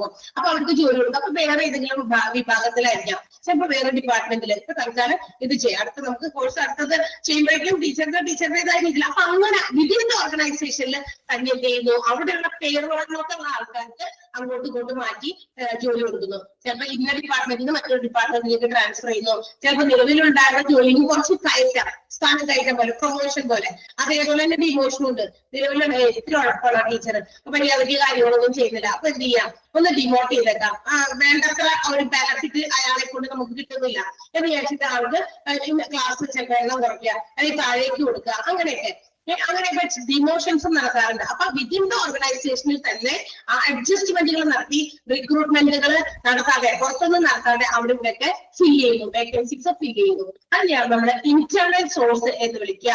ഇഫ് എനി എന്താ പറയാ, ഏതെങ്കിലും വേക്കൻസീസ് റിപ്പോർട്ട്, അതായത് ഏതെങ്കിലും സ്ഥലത്തൊക്കെ വേക്കൻസി ഉണ്ടെന്ന് റിപ്പോർട്ട് ചെയ്ത് കഴിഞ്ഞാൽ വിത്തിൻ ദ ഓർഗനൈസേഷൻ തന്നെ അപ്ഗ്രഡേഷൻ വഴിയോ ട്രാൻസ്ഫർ വഴിയോ പ്രൊമോഷൻ വഴിയോ ഡിമോഷൻസ് വഴിയോ എന്ത് ചെയ്യുന്നു, റിക്രൂട്ട്മെന്റ് നടത്തുന്നു എന്നുള്ളതാണ്. അതാണ് ഇന്റേണൽ സോഴ്സ് എന്ന് പറയുന്നത്. And the other one is external. ഇനി പുറമേന്നും നമുക്ക് എന്ത് ചെയ്യാം, എംപ്ലോയീസിനെ കിട്ടാം, അതും ഒരു സോഴ്സ് ആണ്. പുറത്തുനിന്ന്, എവിടുന്ന പുറത്തുനിന്ന്, ഔട്ട്സൈഡ് ദ ഓർഗനൈസേഷൻ, ഉള്ളിലുള്ളതല്ല. പേറോളിനകത്ത് ഇല്ല. എന്താ പേറോൾ എന്ന് പറഞ്ഞാൽ? പേറോളിന് കേട്ടിട്ടുണ്ടോ? പേറോൾ മീൻസ് അതായത് സാലറി വേജസിന്റെ ലിസ്റ്റ് ആണ്. ഒരു ഓർഗനൈസേഷനിൽ ഒരുപാട് ജോലിക്കാരൊക്കെ ഉണ്ടെങ്കിലേ അവര് ഇങ്ങനെ ഓരോരുത്തരുടെ പേര് എഴുതി അവർക്ക് കിട്ടുന്ന payment scale, basic salary, dearness allowance, travelling allowance, PF-ലേക്ക് മാറ്റി വെക്കുന്നത്, അങ്ങനെ കുറെ സാധനങ്ങൾ ഇങ്ങനെ എഴുതി വെക്കും. അതൊരു ലിസ്റ്റ് പോലെ എല്ലാവരും ഇങ്ങനെ ഓർഡർ അനുസരിച്ച് നെയിം വൈസ് ഇങ്ങനെ എഴുതി വെക്കും. ഇന്ന് കമ്പ്യൂട്ടറിൽ നമുക്ക് ഇതൊക്കെ സ്പ്രെഡ്ഷീറ്റിലൊക്കെ എന്ത് ചെയ്യാം, സേവ് ചെയ്ത് വെക്കാം. അപ്പൊ at a glance they can understand, ഓരോരുത്തരുടെയും പെട്ടെന്ന് ലിസ്റ്റ് നോക്കി ആളുകളുടെ പേയ്മെന്റ് സ്കെയിലും എന്തൊക്കെയുണ്ടോ അതൊക്കെ നമുക്ക് പെട്ടെന്ന് മനസ്സിലാക്കാൻ പറ്റും. അപ്പൊ അതാണ് പേയ്മെന്റ് കൊടുക്കുന്നതിന്റെ ആ ഒരു ലിസ്റ്റ്, ആ ഒരു ലിസ്റ്റിനെയാണ് നമ്മൾ പേറോൾ എന്ന് വിളിക്കുക. അപ്പൊ പേറോളിനകത്തുള്ള ആൾക്കാരെ അങ്ങോട്ടും ഇങ്ങോട്ടൊക്കെ മാറ്റി ഒരേ ഓർഗനൈസേഷന്റെ അകത്ത് ഇരുന്നുകൊണ്ടുള്ള വേക്കൻസീസ് ഫില്ല് ചെയ്യുന്നതാണ് ഇന്റേണൽ സോഴ്സ് എങ്കിൽ external source means the recruitment from outside organisation ആണ്. ഓർഗനൈസേഷന്റെ പുറത്തുനിന്നും ആളുകളെ കൊണ്ടുവരുന്നതാണ്. അതെങ്ങനെയൊക്കെയാണ്? ന്യൂ എൻട്രൻസ്, ലേബർ ഫോഴ്സിലേക്ക് പുതിയതായിട്ട് നമ്മുടെ തൊഴിൽ എന്താ പറയാ, തൊഴിൽ ശക്തിയിലേക്ക് വരുന്ന പുതിയ ആൾക്കാർ എന്ന് പറയുമ്പോൾ കോളേജുകളൊക്കെ കഴിഞ്ഞ് എന്തെങ്കിലുമൊക്കെ കോഴ്സസ് കംപ്ലീറ്റ് ചെയ്ത് പുറത്തേക്ക് ഇറങ്ങുന്ന പുതിയ ഉദ്യോഗാർത്ഥികളാണ്. ജോലി അന്വേഷിച്ച് നടക്കുന്ന ആൾക്കാരാണ്. അങ്ങനെ മോസ്റ്റ് അവര് എന്തായാലും ഇൻഎക്സ്പീരിയൻസ്ഡ് ആയിട്ട്, ജോലിയൊന്നും കിട്ടിയിട്ടില്ലല്ലോ, എക്സ്പീരിയൻസ് ഇല്ല, എക്സ്പീരിയൻസ് ഇല്ലാത്ത കുറെ പൊട്ടൻഷ്യൽ ആയിട്ടുള്ള എംപ്ലോയീസ്, ശക്തിയുള്ള കഴിവുള്ള കുറെ എംപ്ലോയീസ് ഒക്കെ ആയിരിക്കും പുറത്തുനിന്ന് നമ്മൾ എടുക്കാൻ പറ്റാം. അങ്ങനെയുള്ളവര് കോളേജ് സ്റ്റുഡൻസ് ഒക്കെ, പക്ഷെ കോളേജൊക്കെ കഴിഞ്ഞ് ഡിഗ്രിയോ PG-യോ അല്ലെങ്കിൽ മറ്റേതെങ്കിലുമൊക്കെ കോഴ്സസ് ഒക്കെ കംപ്ലീറ്റ് ചെയ്ത് കഴിഞ്ഞവരൊക്കെ നമുക്ക് ആ ഒരു വിഭാഗത്തിൽ പെടുത്താം. ന്യൂ എൻട്രന്റ് മീൻസ് പുതിയതായിട്ട് പ്രവേശിക്കുന്നവരാണെന്നാണ് ഉദ്ദേശിക്കുന്നത് കേട്ടോ. അടുത്തതാണ് അൺഎംപ്ലോയിഡ്, ജോലിയില്ല പക്ഷെ they have many skills and abilities, നല്ല കഴിവുണ്ട്, ജോലി അങ്ങ് കൊടുത്തു കഴിഞ്ഞാൽ പെർഫെക്റ്റ് ആയിട്ട് ചെയ്യും. ഇത്രയും നാളൊന്നും ജോലി ചെയ്തിട്ടില്ല, എംപ്ലോയ്മെന്റ് ഇല്ല, അങ്ങനെയുള്ള ആൾക്കാരെയും കണ്ടെത്താൻ നമുക്ക് പൊതുജനങ്ങളിൽ നിന്ന് പറ്റും. അതും നമുക്ക് എന്താ പറയാ, പുതിയ എന്താ പറയാ ഒരു എക്സ്റ്റേണൽ സോഴ്സ് ഓഫ് എംപ്ലോയി റിക്രൂട്ട്മെന്റിന്റെ ഒരു ഭാഗമാണ്. പിന്നെ റിട്ടയേർഡ് എംപ്ലോയീസിനെ നമുക്ക് ഉപയോഗപ്പെടുത്താൻ പറ്റും. എന്താ റിട്ടയേർഡ്, ഇപ്പൊ 58 വയസ്സൊക്കെ കഴിഞ്ഞ് റിട്ടയർ ആയി, പക്ഷെ still they are energetic in their figure, health വൈസും ഫിഗർ വൈസും ഒക്കെ വളരെ എനർജറ്റിക് ആയിട്ട് ജോലി ചെയ്യാൻ കഴിവുള്ള, പ്രായം ജസ്റ്റ് നമ്പർ എന്ന് മാത്രം വിചാരിച്ച് ഭയങ്കര എനർജറ്റിക് ആയിട്ടുള്ള ആൾക്കാരും പുറത്തുണ്ട് അല്ലെ. അവർ ready to do any work, എന്ത് ജോലി ചെയ്യാനും തയ്യാറായിട്ടുള്ളവരെ, അങ്ങനെയുള്ളവർക്ക് ചാൻസ്, അവർക്കും ചാൻസ് കൊടുക്കാം, അവരെയും നമുക്ക് ഉപയോഗപ്പെടുത്താം, എംപ്ലോയ്മെന്റ് കൊടുക്കാം, റിക്രൂട്ട് ചെയ്യാം. ആൻഡ് അതേഴ്സ്, മറ്റ് ഏതെങ്കിലുമൊക്കെ സ്രോതസ്സുകളിൽ നിന്നൊക്കെ നമുക്ക് എന്ത് ചെയ്യാം, എംപ്ലോയീസിനെ നേടിയെടുക്കാൻ പറ്റും. ഇതെല്ലാം എക്സ്റ്റേണൽ സോഴ്സ് ആണ്. ഓർഗനൈസേഷൻ അകത്ത് തന്നെയുള്ളത് ട്രാൻസ്ഫർ, പ്രൊമോഷൻ, അപ്ഗ്രഡേഷൻ, ഡിമോഷൻ വഴി വേക്കൻസീസ് ഫില്ല് ചെയ്യുന്നതാണ്. ഔട്ട്സൈഡ് ഓർഗനൈസേഷനിൽ നിന്നും നമ്മളുടെ ഓർഗനൈസേഷനിലേക്ക് പുതിയതായിട്ടുള്ള റിക്രൂട്ട്മെന്റ് നടത്തുമ്പോഴാണത് എക്സ്റ്റേണൽ സോഴ്സ് ആകുക. ക്ലിയർ ആയോ? എന്തെങ്കിലും സംശയമുണ്ടോ? ഇല്ലല്ലോ, പറഞ്ഞോട്ടെ. അടുത്തത് യെസ്, നെക്സ്റ്റ് വൺ. അടുത്ത നമ്മൾ പഠിക്കാൻ പോകുന്ന methods or techniques of recruitment. റിക്രൂട്ട്മെന്റിന്റെ ടെക്നിക്കുകൾ അല്ലെങ്കിൽ അതിന്റെ രീതികൾ, മെത്തേഡുകൾ എന്തൊക്കെയാണ്? റിക്രൂട്ട്മെന്റിന്റെ രീതികൾ പ്രധാനമായിട്ടും there are 3 methods of recruitment. They are direct method, indirect method and third party method. മൂന്നെണ്ണാണ്. Direct method, indirect method and third party method. എന്താണ് ഡയറക്റ്റ് മെത്തേഡ് എന്ന് വെച്ചാൽ in some organisations the travelling recruiters will be sent to the educational institutions or professional institutions to recruit employees with the public and by making some exhibitions. അതായത് ചില ഓർഗനൈസേഷനിൽ ആളുകൾ വേറെ സ്ഥാപനങ്ങളിലേക്ക്, ചില എന്താ പറയുക വിദ്യാഭ്യാസ സ്ഥാപനങ്ങൾ അല്ലെങ്കിൽ തൊഴിൽപരമായിട്ടുള്ള ചില കോഴ്സുകൾ നടത്തുന്ന സ്ഥാപനങ്ങൾ, ഇവിടേക്കൊക്കെ എന്ത് ചെയ്യുമെന്ന് അറിയാമോ, നേരിട്ട് അങ്ങോട്ട് പോകും. ട്രാവലിംഗ് റിക്രൂട്ടേഴ്സ് എന്നാ വിളിക്കുക അങ്ങനെ. അപ്പൊ നമ്മൾ അങ്ങനെ പോയിട്ട് അവിടുത്തെ സ്കിൽഡ് ആയിട്ടുള്ള അവിടുത്തെ കുറച്ച് ആൾക്കാരെയൊക്കെ നമ്മളുടെ ഇവിടുത്തെ ജോലി എന്താണോ ജോലി അതൊക്കെ അവരെ പറഞ്ഞ് മനസ്സിലാക്കുന്നു, ചിലപ്പോൾ എക്സിബിറ്റ് ചെയ്യുന്നു, അവർ ഡെമോ ചെയ്ത് കാണിച്ചു കൊടുക്കുന്നു. എന്നിട്ട് കാണിച്ചു കൊടുത്തിട്ട് അവരിൽ നിന്ന് നമുക്ക് പറ്റാവുന്ന ആളുകളെ സെലക്ട് ചെയ്ത് കൊണ്ടുപോയിരുന്നു. അങ്ങനെ അതായത് ഇവിടുന്ന് ഒരു സ്ഥലത്ത് നിന്ന് കുറെ ആൾക്കാര് ഓർഗനൈസേഷനിൽ വേണ്ട ജോലിക്കാരെ റിക്രൂട്ട് ചെയ്യാൻ വേണ്ടി വേറെ സ്ഥലം എന്ന് പറഞ്ഞാൽ റോഡിലൊന്നുമല്ല, എഡ്യൂക്കേഷണൽ ഇൻസ്റ്റിറ്റ്യൂഷൻസ്, പ്രൊഫഷണൽ ഇൻസ്റ്റിറ്റ്യൂഷൻസ്, ഇപ്പൊ ടീച്ചേഴ്സിന്റെ ഒഴിവുകളുണ്ട്, അല്ലെങ്കിൽ അവരുടെ ഒരു പുതിയ എന്തെങ്കിലും എഡ്യൂക്കേഷണൽ ഇൻസ്റ്റിറ്റ്യൂട്ട് ആരംഭിക്കുന്നതുമായി ബന്ധപ്പെട്ട് നല്ല ക്വാളിഫൈഡ് ആയിട്ടുള്ള എക്സ്പീരിയൻസ്ഡ് ഒക്കെ ആയിട്ടുള്ള ടീച്ചേഴ്സിനെ ഒക്കെ ആവശ്യമെന്ന് വിചാരിക്കാം. അപ്പൊ ഇതുപോലെയുള്ള ടീച്ചിങ് പ്രൊഫഷൻ ഒക്കെ നടത്തുന്ന ചില കോളേജസ് ഒക്കെ ഉണ്ട്. അവിടേക്ക് പോയിട്ട് അവരുടെ ആവശ്യം പറയുന്നു, ഇങ്ങനെയാണ് ഞങ്ങളുടെ ഒരു കോഴ്സുകൾ, അപ്പൊ നിങ്ങളുടെ എക്സ്പീരിയൻസും അതുപോലെ നിങ്ങളുടെ കേപ്പബിലിറ്റീസും മറ്റുമൊക്കെ ഞങ്ങൾക്ക് അത് കാണണം എന്നൊക്കെ പറഞ്ഞ് അവരിൽ നിന്ന് ഡെമോ ക്ലാസ്സുകളൊക്കെ എടുപ്പിച്ചിട്ട് അതിൽ നിന്ന് റിക്രൂട്ട് ചെയ്തു. അപ്പൊ പോയിട്ട് കണ്ടെത്തി പിടിച്ചോണ്ട് വരിക. അതാണ് ഉദ്ദേശിക്കുന്നത്. എന്തുദ്ദേശിക്കുന്നത്? Direct method. നേരിട്ട് ആളുകൾ ചെന്ന് അവിടുന്ന് സെലക്ട് ചെയ്ത് കൊണ്ടുവരുന്നു. ഇൻഡയറക്റ്റ് മെത്തേഡ് പറയുമ്പോൾ കുറച്ചുകൂടി ക്ലിയർ ആണ്. ഇൻഡയറക്റ്റ് മെത്തേഡ് എന്താ? It is the source by which recruitment is made by providing advertisement in news papers, radio, TV, internet, professional journals, technical magazines, brochures etcetera etcetera. അതായത് പലതരത്തിലുള്ള മാധ്യമങ്ങളിലൂടെ എന്ത് ചെയ്യുന്നു? പരസ്യം കൊടുക്കുന്നു. പരസ്യം കൊടുത്തിട്ട് ഞങ്ങളുടെ സ്ഥാപനത്തിന് ഇത്ര ആളുകളുടെ ഒഴിവുകളുണ്ട്, ഞങ്ങൾ ഇത്ര സാലറി ഓഫർ ചെയ്യുന്നു, സാലറി കൂടാതെ നിങ്ങൾക്ക് മറ്റനേകം ബെനിഫിറ്റുകളും ഇതിൽ നിന്ന് കിട്ടുന്നു എന്നൊക്കെ പറയുന്നത് ഒരുപാട് പരസ്യങ്ങൾ ആണെന്നുണ്ടല്ലോ. ഇന്ന് സോഷ്യൽ മീഡിയ പറഞ്ഞു കഴിഞ്ഞാൽ വർക്ക് ഫ്രം ഹോം അല്ലെ, ഇത്ര സമയം നിങ്ങളുടെ കയ്യിലുണ്ടോ, if you have a smartphone and if you can spend this much time എന്നൊക്കെ പറഞ്ഞത് എത്ര കാണുന്നു അല്ലെ, ജോലികൾ ഓഫർ ചെയ്യുന്നത്. അതൊക്കെ മീഡിയാസിലൂടെ, അതുപോലെ തന്നെ പ്രൊഫഷണൽ ജേർണൽസ് ഒക്കെ ആയിരിക്കും. ഈ തൊഴിൽപരമായിട്ടുള്ള വാർത്തകളൊക്കെ കൊടുക്കുന്ന ബുക്കുകള്, അതുപോലെ ബ്രോഷേഴ്സ്, അതുപോലെ ടെക്നിക്കൽ മാഗസീൻസ്, ഇതിലൊക്കെ പരസ്യം കൊടുക്കും. പരസ്യം കൊടുത്തിട്ട് വേണ്ട ആളുകളുടെ ഇന്ന ഓർഗനൈസേഷനിൽ ആളുകളെ ജോലിക്ക് എടുക്കുന്നുണ്ട്, വേക്കൻസി എന്നുള്ള കാര്യങ്ങൾ ആളുകളെ അറിയിക്കാൻ വേണ്ടിയിട്ട് ആണ് ഈ പരസ്യം കൊടുക്കുന്നത്. ആ പരസ്യം കൊടുക്കുന്ന രീതിയാണ് ഇൻഡയറക്റ്റ് മെത്തേഡ്. ക്ലിയർ ആണോ? മനസ്സിലായോ? ആൻഡ് തേർഡ് പാർട്ടി മെത്തേഡ് ആണ്. ഈ തേർഡ് പാർട്ടി മെത്തേഡിൽ എന്താ? ഒരു ഇടനിലക്കാരൻ ഉണ്ടായിരിക്കും, ഒരു ഇന്റർമീഡിയറി ഉണ്ടായിരിക്കും. Those who connect the organisation and the public. അതായത് പുറത്തുള്ള പൊതുജനങ്ങളിൽ നിന്ന് നമുക്ക് വേണ്ട എംപ്ലോയീസിനെ തിരഞ്ഞെടുക്കാൻ വേണ്ടി ഒരു മധ്യവർത്തിയായിട്ട്, ഇപ്പൊ ഞാനൊരു ഓർഗനൈസേഷൻ, നിങ്ങൾ എന്ന് പറയുന്നത് പബ്ലിക്, നമുക്ക് ഇടയിൽ എന്തെങ്കിലും ഒരു ഏജന്റ്, എന്നെയും നിങ്ങളെയും തമ്മിൽ ബന്ധിപ്പിക്കാം. ഇന്നത്തെ ഓർഗനൈസേഷനിൽ ജോലിക്കാര് ആവശ്യമുണ്ട്, അപ്പൊ നിങ്ങൾക്ക് വേണമെങ്കിൽ അവിടേക്ക് ആപ്ലിക്കേഷൻസ് കൊടുക്കാം, ഇത്ര വേക്കൻസി ഉണ്ട്, ഇത്ര സാലറി ഓഫർ എന്ന് പറഞ്ഞിട്ട് നമ്മളെ തമ്മിൽ ബന്ധിപ്പിക്കുന്ന ഒരു ഏജൻസി. ഇന്ന് ഒരുപാട് അങ്ങനത്തെ ഏജൻസീസ് ഉണ്ട് കേട്ടോ. അങ്ങനത്തെ ഏജൻസീസ് ഉദാഹരണം പറഞ്ഞാൽ നിങ്ങൾക്ക് പെട്ടെന്ന് മനസ്സിലാവും. ഇന്ന് ഏറ്റവും കൂടുതൽ നമ്മുടെ നാടുകളിലുള്ള youngsters, that means degree, PG, +2 വരെ കഴിഞ്ഞ് കഴിഞ്ഞാൽ കുട്ടികളെ ഒറ്റ പോകാൻ അവിടേക്ക് അബ്രോഡിലേക്ക്, പുറത്തേക്ക്. കാരണം എന്താ? ഇവിടെ ജോലി കൂലി ഇല്ലാഞ്ഞിട്ടാണോ? ജോലി കൂലിയൊക്കെ ഉണ്ട്, പക്ഷെ നമുക്ക് കിട്ടാൻ ഉദ്ദേശിക്കുന്ന സാലറി കുറവാണ്. നമുക്ക് സാലറി വേണമെങ്കിൽ എന്താ പറയാ വളരെ കുറവാണ്. പിന്നെ മാത്രമല്ല നമ്മൾ കൂടുതൽ ഇപ്പൊ +2 ഒക്കെ കഴിയുമ്പോഴേക്കാണെങ്കിൽ അവർക്ക് ഇനിയും പഠിക്കണം അല്ലെ, അത്രയും മാത്രം പഠിച്ചാൽ പറ്റില്ല. കാരണം അതൊരു ബേസിക് മാത്രമായിട്ടുള്ള എഡ്യൂക്കേഷൻ ആണ് +2 എന്ന് പറയുന്നത്. അപ്പൊ ഹയർ സ്റ്റഡീസ് ഒക്കെ നടത്തണമെങ്കിൽ ഇത് മേക്ക് ഇൻവെസ്റ്റ്മെന്റ്, ഹ്യൂജ് ഇൻവെസ്റ്റ്മെന്റ്. ആ പറയുന്ന കോഴ്സിനൊക്കെ നമ്മൾ പല കോഴ്സുകൾക്കും കൊടുക്കേണ്ടി വരും.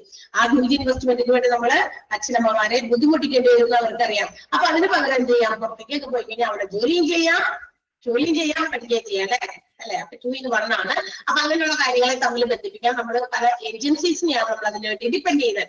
എവിടെയൊക്കെയാണ് നല്ല യൂണിവേഴ്സിറ്റീസ് ഉള്ളത്, നമുക്ക് ഇന്ന കോഴ്സ് കുട്ടിക്ക് ചെയ്യാനാണ്, ആൻഡ് അതോടൊപ്പം തന്നെ കുട്ടിക്ക് വർക്കിങ്ങും ചെയ്യണം, എന്നാലും അവർ അതിന്റെ ഫീസൊക്കെ അടയ്ക്കാനായിട്ട് പറ്റുള്ളൂ. അപ്പൊ അങ്ങനെയുള്ള കാര്യങ്ങൾ, അപ്പൊ അങ്ങനെയുള്ള കൺസൾട്ടിങ് ഏജൻസീസ് ഒക്കെ ഒരുപാടുണ്ട്. അപ്പൊ അവർ വഴിയായിട്ടുള്ള റിക്രൂട്ട്മെന്റ് ആണ് consulting agencies. Employment, private employment agencies ഉണ്ട്, സ്റ്റേറ്റ് എംപ്ലോയ്മെന്റ് ഏജൻസീസ് ഉണ്ട്, പ്ലേസ്മെന്റ് ഓഫീസേഴ്സ് ഉണ്ട്.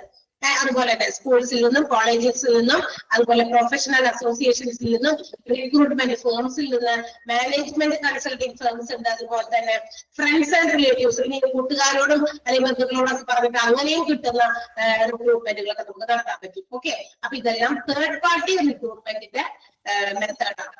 ഒന്ന് direct method of recruitment, 2 indirect method, 3 third party method. റിക്രൂട്ട്മെന്റിന്റെ 3 രീതികളാണത്. ഓക്കെ, ആ 4 പോയിന്റ് നേരത്തെ നമ്മൾ എക്സ്റ്റേണൽ സോഴ്സിന്റെ 4 പോയിന്റുകൾ ഇമ്പോർട്ടന്റ് ആണ്. എക്സ്റ്റേണൽ സോഴ്സ് എന്താണ്, ഇന്റേണൽ സോഴ്സ് എന്താണ്, അതും ഇമ്പോർട്ടന്റ് ആണ് കേട്ടോ. Development of sources of recruitment എന്നുള്ളത് എക്സ്റ്റേണലും ഇന്റേണലും ഇമ്പോർട്ടന്റ് ആണ്. ഈ എക്സ്റ്റേണലിൽ വരുന്ന 4 പോയിന്റുകൾ ഇമ്പോർട്ടന്റ് ആണ്. എന്ന് വെച്ചാൽ ഇന്റേണലിനകത്ത് വരുന്നത് ഏതാ, എക്സ്റ്റേണലിൽ വരുന്നത് ഏതാന്നൊക്കെ പറഞ്ഞ് ചോദ്യം കണ്ടിട്ടുണ്ട്.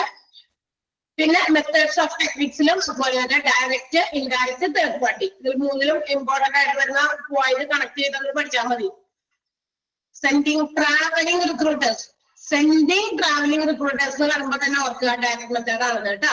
ഇൻഡയറക്റ്റ് എന്ന് പറയുന്നത് അഡ്വർടൈസിങ് എന്ന് പറയുന്ന വേർഡാണ് അവിടെ ഇമ്പോർട്ടന്റ്. ന്യൂസ് പേപ്പറിലോ അല്ലെങ്കിൽ പ്രൊഫഷണൽ മാഗസിൻസിലോ ഒക്കെ കൊടുക്കുന്നത്. തേർഡ് പാർട്ടിനകത്ത് എന്താണ്, private employment agencies, state agencies, അങ്ങനെയുള്ള കാര്യങ്ങൾ അത് കേൾക്കുമ്പോൾ നിങ്ങൾ ഓർക്കുക third party method of recruitment ആണെന്ന്. ഓക്കെ, ക്ലിയർ ആയല്ലോ? മനസ്സിലായില്ലേ? അടുത്ത പറഞ്ഞോട്ടെ, method of assessment of recruitment programme. പ്രോഗ്രാമുടെ അല്ല, പ്രോഗ്രാം എന്നാണ്. Method of assessment of recruitment നടത്തി കഴിഞ്ഞാല് അത് അവിടെ ആൾക്കാരൊക്കെ ജോലിയൊക്കെ ചെയ്തു, ജോലിക്കൊക്കെ നിയമിച്ചു. പക്ഷെ ഇനി ആ വശത്തോട്ട് തിരിഞ്ഞു നോക്കേണ്ടതാണോ? അല്ല. റിക്രൂട്ട്മെന്റ് നടത്തി കഴിഞ്ഞാൽ എത്രത്തോളം ഭംഗിയായി നമ്മൾ ആ ഒരു കർത്തവ്യം കർമ്മം നിർവഹിച്ചു എന്നുള്ളത് വിലയിരുത്തേണ്ടത് അത്യാവശ്യമാണ്. നമ്മുടെ റിക്രൂട്ട്മെന്റ് സക്സസ് ആണോ അല്ലയോ, അല്ലെങ്കിൽ നമ്മൾ പരാജിതരാണോ, അല്ലെ നമ്മൾ ചെയ്ത റിക്രൂട്ട്മെന്റ് നയം കൃത്യമായില്ല, അല്ലെങ്കിൽ പാളിപ്പോയി, നമ്മൾ ഉദ്ദേശിച്ച റിസൾട്ട് നമുക്ക് അതിൽ നിന്ന് കിട്ടിയില്ല, നമ്മൾ പുതിയ എംപ്ലോയീസിനെ റിക്രൂട്ട് ചെയ്തെങ്കിലും there is no difference, അതായത് നേരത്തെ ഉള്ള രീതിയിൽ നിന്ന് ഇപ്പോൾ ഓർഗനൈസേഷന് യാതൊരു മാറ്റവും ഇല്ല എന്നൊക്കെയാണ് എങ്കിൽ തീർച്ചയായിട്ടും ആ നടത്തിയ റിക്രൂട്ട്മെന്റ് ഫെയിലിയർ ആണെന്ന് പറയും. അപ്പൊ വി ഹാവ് ടു അസസ്. റിക്രൂട്ട്മെന്റുകൾ നടത്തിയതിനു ശേഷം ഇടയ്ക്കിടയ്ക്ക് periodical assessment is very very necessary. Recruitment നടത്തിയതിനു ശേഷം ഇടയ്ക്കിടയ്ക്ക് പീരിയോഡിക്കലായിട്ട് ആ റിക്രൂട്ട്മെന്റിന്റെ കാര്യങ്ങളെ കുറിച്ച് ഒരു വിലയിരുത്തൽ നടത്തുന്നത് നല്ലതായിരിക്കും. അതിന് വേണ്ടിയിട്ട് they have to take into consideration. അപ്പൊ ചില കാര്യങ്ങൾ നമ്മൾ കരുതലിൽ വെച്ചിട്ട് വേണം അത്തരം അസസ്മെന്റ്, പീരിയോഡിക്കൽ അസസ്മെന്റുകൾ റിക്രൂട്ട്മെന്റിനെ സംബന്ധിച്ചത് നടത്തേണ്ടത്. എന്തൊക്കെയാണത്? കോസ്റ്റ് പെർ ആപ്ലിക്കന്റ്, ഒരു ആപ്ലിക്കന്റിന് നമുക്ക് ചെലവായിരിക്കുന്ന തുക, ഓരോ ആപ്ലിക്കന്റുകളും നമുക്ക് അപ്ലൈ ചെയ്യുമ്പോൾ അവർക്ക് വേണ്ടി വരുന്ന തുക, ചെലവ്. പിന്നെ ഹയറിംഗ് റേഷ്യോ, ഒരു ഹയറിംഗ് റേഷ്യോ എന്താ നമ്മൾ പറഞ്ഞിട്ടുണ്ട് നേരത്തെ, എന്താ 10 പേരെ നമുക്ക് വേക്കൻസി ഉണ്ട്, 10 പേരുടെ വേക്കൻസി ഉണ്ട്, അതിൽ 100 പേര് അല്ലെങ്കിൽ 1000 പേര് നമുക്ക് എന്ത് ചെയ്തു, നമ്മളുടെ ആപ്ലിക്കേഷൻ അയച്ചു, നമുക്ക് 10 പേരെ ആവശ്യമുള്ളൂ. ആ 100ഓ 1000ഓ നിന്ന് നമ്മൾ എന്ത് ചെയ്യുന്നു, 10 പേരെ ആയിട്ട് ചുരുക്കി നമ്മുടെ ആവശ്യമുള്ളവരെ എടുക്കുന്നു. അതാണ് ഹയറിംഗ്. അപ്പൊ റേഷ്യോ 10:1000. 1000 പേരാണ് അപ്ലൈ ചെയ്തെങ്കിൽ 10:1000 അല്ലെങ്കിൽ 1:100 എന്ന് പറയുന്ന ആ റേഷ്യോ നോക്കുക. പെർഫോമൻസ് നോക്കുക. അതുപോലെ പെർഫോമൻസ് അപ്രൈസൽ, ടെന്യുവർ മീൻസ് കാലാവധി, എത്ര നാളത്തേക്കാണ് നമ്മൾ അവരെ റിക്രൂട്ട് ചെയ്തിരിക്കുന്നത്, ആ ഒരു കാലാവധി. പിന്നെ പെർഫോമൻസ് അപ്രൈസൽ എന്താ? പെർഫോമൻസ് അപ്രൈസൽ എന്ന് പറയുമ്പോൾ how well the employees are working or doing there job. ഒരു ഓർഗനൈസേഷനിൽ ഓരോ ജോലിക്കാരും അവർക്ക് കൊടുത്തിരിക്കുന്ന ജോലി എത്ര നന്നായി പെർഫോം ചെയ്യുന്നു എന്നുള്ള വിലയിരുത്തൽ, അതിനെയാണ് നമ്മൾ എന്ത് വിളിക്കുക, പെർഫോമൻസ് അപ്രൈസൽ പറയാം. ചില ആൾക്കാർ ഒരു നല്ല പെർഫെക്റ്റ് ആയിട്ട് എല്ലാം ചെയ്യും കേട്ടോ, അത് കൃത്യമാണ്, അത് നിങ്ങൾക്ക് അവിടെ യാതൊരു രീതിയിലുള്ള സംശയത്തിനോ മറ്റു കാര്യങ്ങൾക്കോ ഒന്നും ഇടയില്ല. ബിക്കോസ് എന്താണോ കൊടുക്കുന്നത് വളരെ പെർഫെക്റ്റ് പക്കയായിട്ട് ചെയ്തു തീർക്കും. അപ്പൊ നമ്മളൊരു പ്രൈസ് അല്ലെ, ഒരു അപ്രൈസൽ അല്ലെ, വെൽ ഡൺ, ഒരു വാക്കുകൊണ്ടാണെങ്കിലും നല്ല മനോഹരമായിട്ട് ചെയ്തു, ആളുകളെ വിളിച്ചിട്ട് ആൾക്ക് ഒരു ക്ലാപ്പ് കൊടുക്കണം. ബിക്കോസ് നമ്മൾ പറഞ്ഞ കാര്യം കൃത്യമായിട്ട് ചെയ്ത് ആ ഒരു ഓർഗനൈസേഷന്റെ സക്സസിലേക്ക് നയിക്കുന്ന രീതിയിലുള്ള ഒരു ഭാഗമാക്കാൻ ആൾക്ക് കഴിഞ്ഞു. അതുകൊണ്ട് നമുക്കൊരു നല്ലൊരു അപ്രീസിയേഷൻ ആൾക്ക് കൊടുക്കണം എന്ന് പറഞ്ഞ് നമുക്ക് പ്രൈസ് ചെയ്യാൻ ആളെ അല്ലെ. അതേസമയം നേരെ തിരിച്ചു നടക്കും, നമ്മൾ എന്താണ് നല്ല രീതിയിൽ ചെയ്തില്ല എങ്കിൽ അത് ഓർഗനൈസേഷന്റെ ചെറിയൊരു ഇതിനെങ്കിലും നമ്മൾ ഭാഗമാകണ്ടേ. അപ്പൊ അത് വേണ്ടി അപ്പൊ അങ്ങനെയുള്ള കാര്യങ്ങൾ ഇതൊക്കെ നമ്മുടെ റിക്രൂട്ട്മെന്റിന്റെ പ്രോസസ്സിനെ അല്ലെങ്കിൽ അപ്പൊ അങ്ങനെയുള്ള കാര്യങ്ങൾക്കൊക്കെ വേണ്ടിയിട്ട് റിക്രൂട്ട്മെന്റ് പ്രോസസ്സുകൾ നമ്മൾ എന്ത് ചെയ്യണം, അസസ് ചെയ്യണം ആ പ്രോഗ്രാമുകൾ. അതെ, മറ്റേ പോയിന്റ് മുമ്പ് വരെയുള്ളത് കേട്ടാ. ഇത് വേറൊരു പോയിന്റ് ആണ്, method of assessment of recruitment program, assess ചെയ്യുക എന്നുള്ളത്. ഓക്കെ, അത് വേറെ പോയിന്റ് ആണ്. യെസ്, അപ്പൊ മനസ്സിലായോ എന്താണ് പീരിയോഡിക്കലായിട്ട് നമ്മുടെ റിക്രൂട്ട്മെന്റ് പ്രോഗ്രാമുകൾ അസസ് ചെയ്യണം. ഓരോ പ്രാവശ്യം നമ്മൾ പീരിയോഡിക്കലായിട്ട് ഇടയ്ക്കിടയ്ക്ക് എന്നാണ്. Yes, and the next one is selection. ഇനി നമ്മൾ എന്താ, അപ്പൊ റിക്രൂട്ട്മെന്റ് നടത്തണം. പുതിയ പുതിയ ജോലിക്കാർക്ക് ജോലി വാഗ്ദാനം ചെയ്ത് അവരെ ജോലിക്ക് നമ്മൾ കൊടുത്ത് അവരെ റിക്രൂട്ട് ചെയ്ത് അത് ചെയ്യണം. പക്ഷെ ഇതിനകത്തൊക്കെ ഏറ്റവും പ്രധാനപ്പെട്ട ഒരു ഘടകം എന്താ അറിയുമോ, നമ്മൾ ഇതിൽ നിന്ന് സെലക്ട് ചെയ്യുന്നത് തന്നെയാണ്. ആളുകൾ സെലക്ട് ചെയ്യുന്നത്, റിക്രൂട്ട്മെന്റ് എന്ന് പറയുന്നത് അവരെ നിയമിക്കലാണ്. അവിടെ കൊണ്ട് ഇന്ന ജോലിക്ക് ഇതേതിനെ കൊടുത്തെന്ന് പറയുന്നത് നിയമിക്കലാണ്. അപ്പൊ അത് നിയമിക്കുന്നതിന് മുമ്പ് അതിന് മുമ്പ് നടത്തുന്ന ഒരു പ്രൊസീജിയർ ആണ് സെലക്ഷൻ ഓഫ് എംപ്ലോയി. ഈ കുറെ ആളുകളിൽ നിന്ന് സെലക്ട് ചെയ്യുക എന്നുള്ളതാണ്. അതായത് it is a process of related to acquiring relevant information about an applicant. ഒരു ആപ്ലിക്കന്റിനെ സംബന്ധിക്കുന്ന നമുക്ക് നമ്മുടെ ഓർഗനൈസേഷന് വേണ്ട ഉതകുന്ന രീതിയിലുള്ള കാര്യങ്ങൾ സമാഹരിക്കുക ആളിൽ നിന്ന്. ആളുടെ കാര്യങ്ങളെ കുറിച്ച് പറയുമ്പോൾ ആളുടെ പേരും മറ്റ് ഡീറ്റെയിൽസും അല്ലെങ്കിൽ എത്രത്തോളം ഇൻട്രസ്റ്റഡ് ആണോ ജോലി ചെയ്യാൻ എന്നുള്ള കാര്യങ്ങളൊക്കെ ആളെ സംബന്ധിക്കുന്ന റെലവെന്റ് ആയിട്ടുള്ള ഇമ്പോർട്ടന്റ് ആയിട്ടുള്ള എല്ലാ ഇൻഫർമേഷൻസും അക്വയർ ചെയ്യുക, കളക്ട് ചെയ്യുക എന്നുള്ളതാണ് സെലക്ഷൻ പ്രോസസ്സിനകത്ത് ഉൾപ്പെട്ടിരിക്കുന്നത്. അല്ലെങ്കിൽ അതുമായി ബന്ധപ്പെട്ട ഒരു കാര്യമാണ് സെലക്ഷൻ പ്രോസസ് എന്ന് പറയുന്നത്. നമ്മൾ ഒരാളെ കണ്ടു, ഈ കുറെ ജോലിക്ക് എടുത്തു, നിന്നെ കണ്ടിട്ടാണോ ജോലിക്ക് എടുക്കുന്നത്? അല്ല, നമ്മൾ ഒരുപാട് കാര്യങ്ങൾ ആളിൽ നിന്ന് ചോദിച്ചു മനസ്സിലാക്കി ഒരുപാട് ഇൻഫർമേഷൻസ് നമുക്ക് ആവശ്യമുള്ള കളക്ട് ചെയ്യുന്നു. ആഫ്റ്റർ ദാറ്റ് അതിനുശേഷമായിരിക്കും നമ്മൾ സെലക്ഷൻസ് നടത്താം. And what is the objective of selection?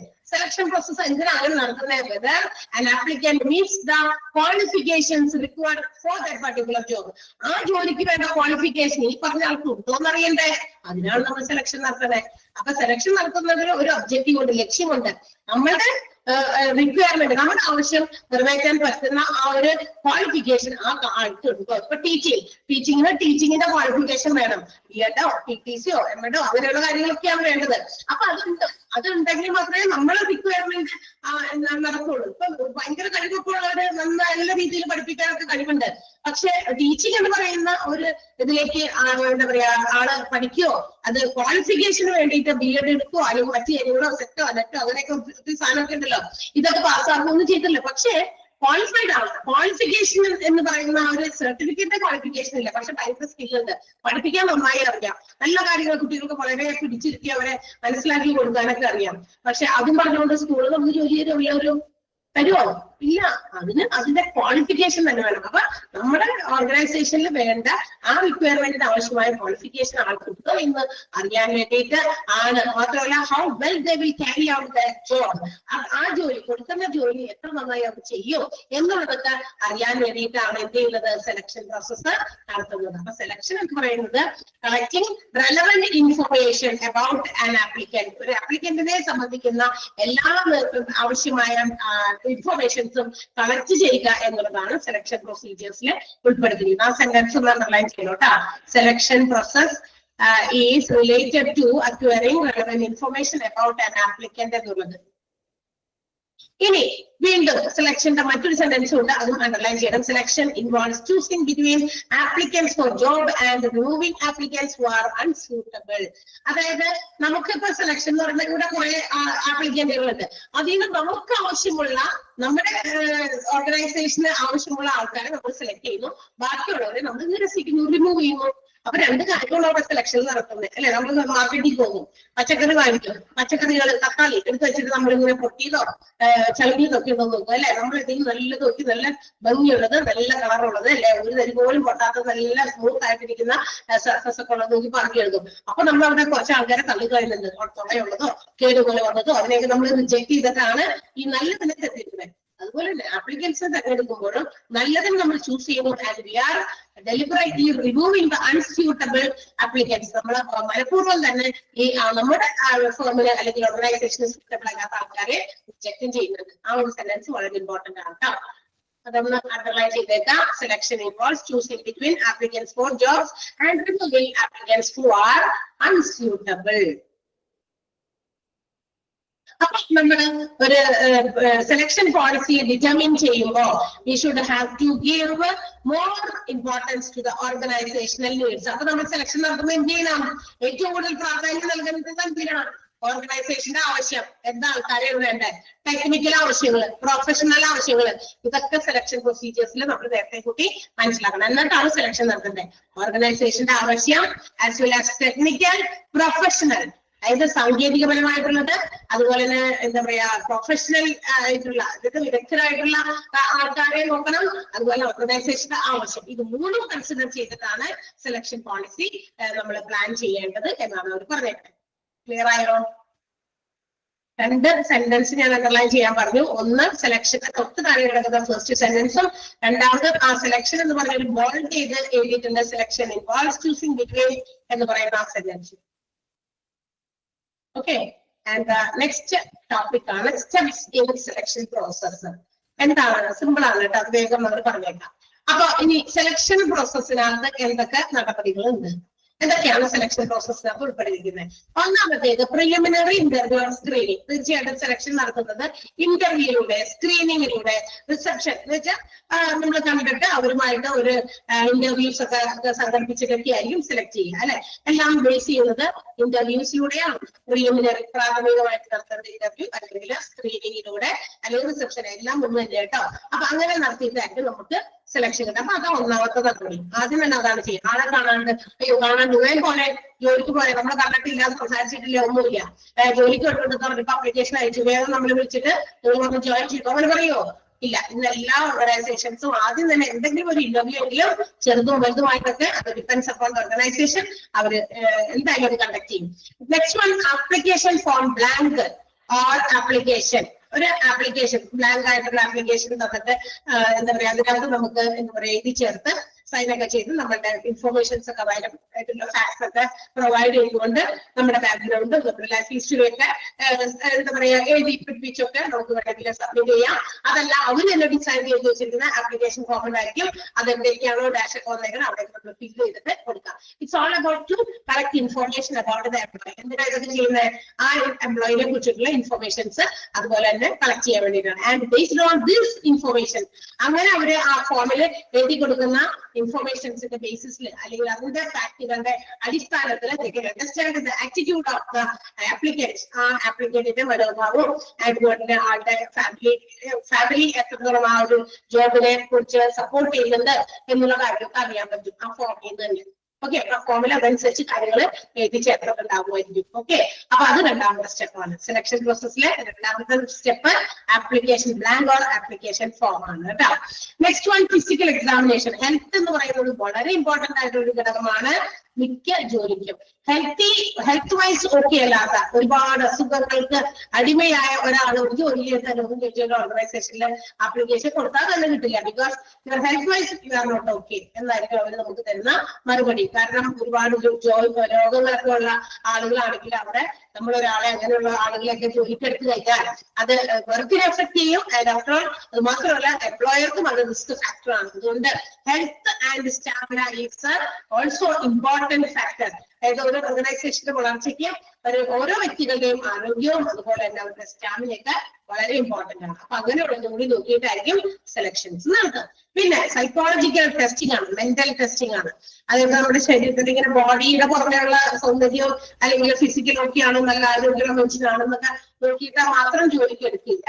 മാത്രമല്ല കാൻഡിഡേറ്റുകളുടെ സൂട്ടബിലിറ്റി, അവരുടെ മാനസികമായിട്ടുള്ള ചില പ്രശ്നങ്ങളൊക്കെ ഉണ്ടെങ്കിൽ അങ്ങനെയുള്ളതൊക്കെ അറിയാൻ പറ്റും. അത് അവരോടുള്ള സംസാരത്തിൽ കൂടിയൊക്കെ അവർക്ക് ക്ലിയർ ചെയ്യാൻ പറ്റും. അപ്പൊ അതൊക്കെ നോക്കി ടെസ്റ്റ് ചെയ്തിട്ടൊക്കെ ആയിരിക്കും.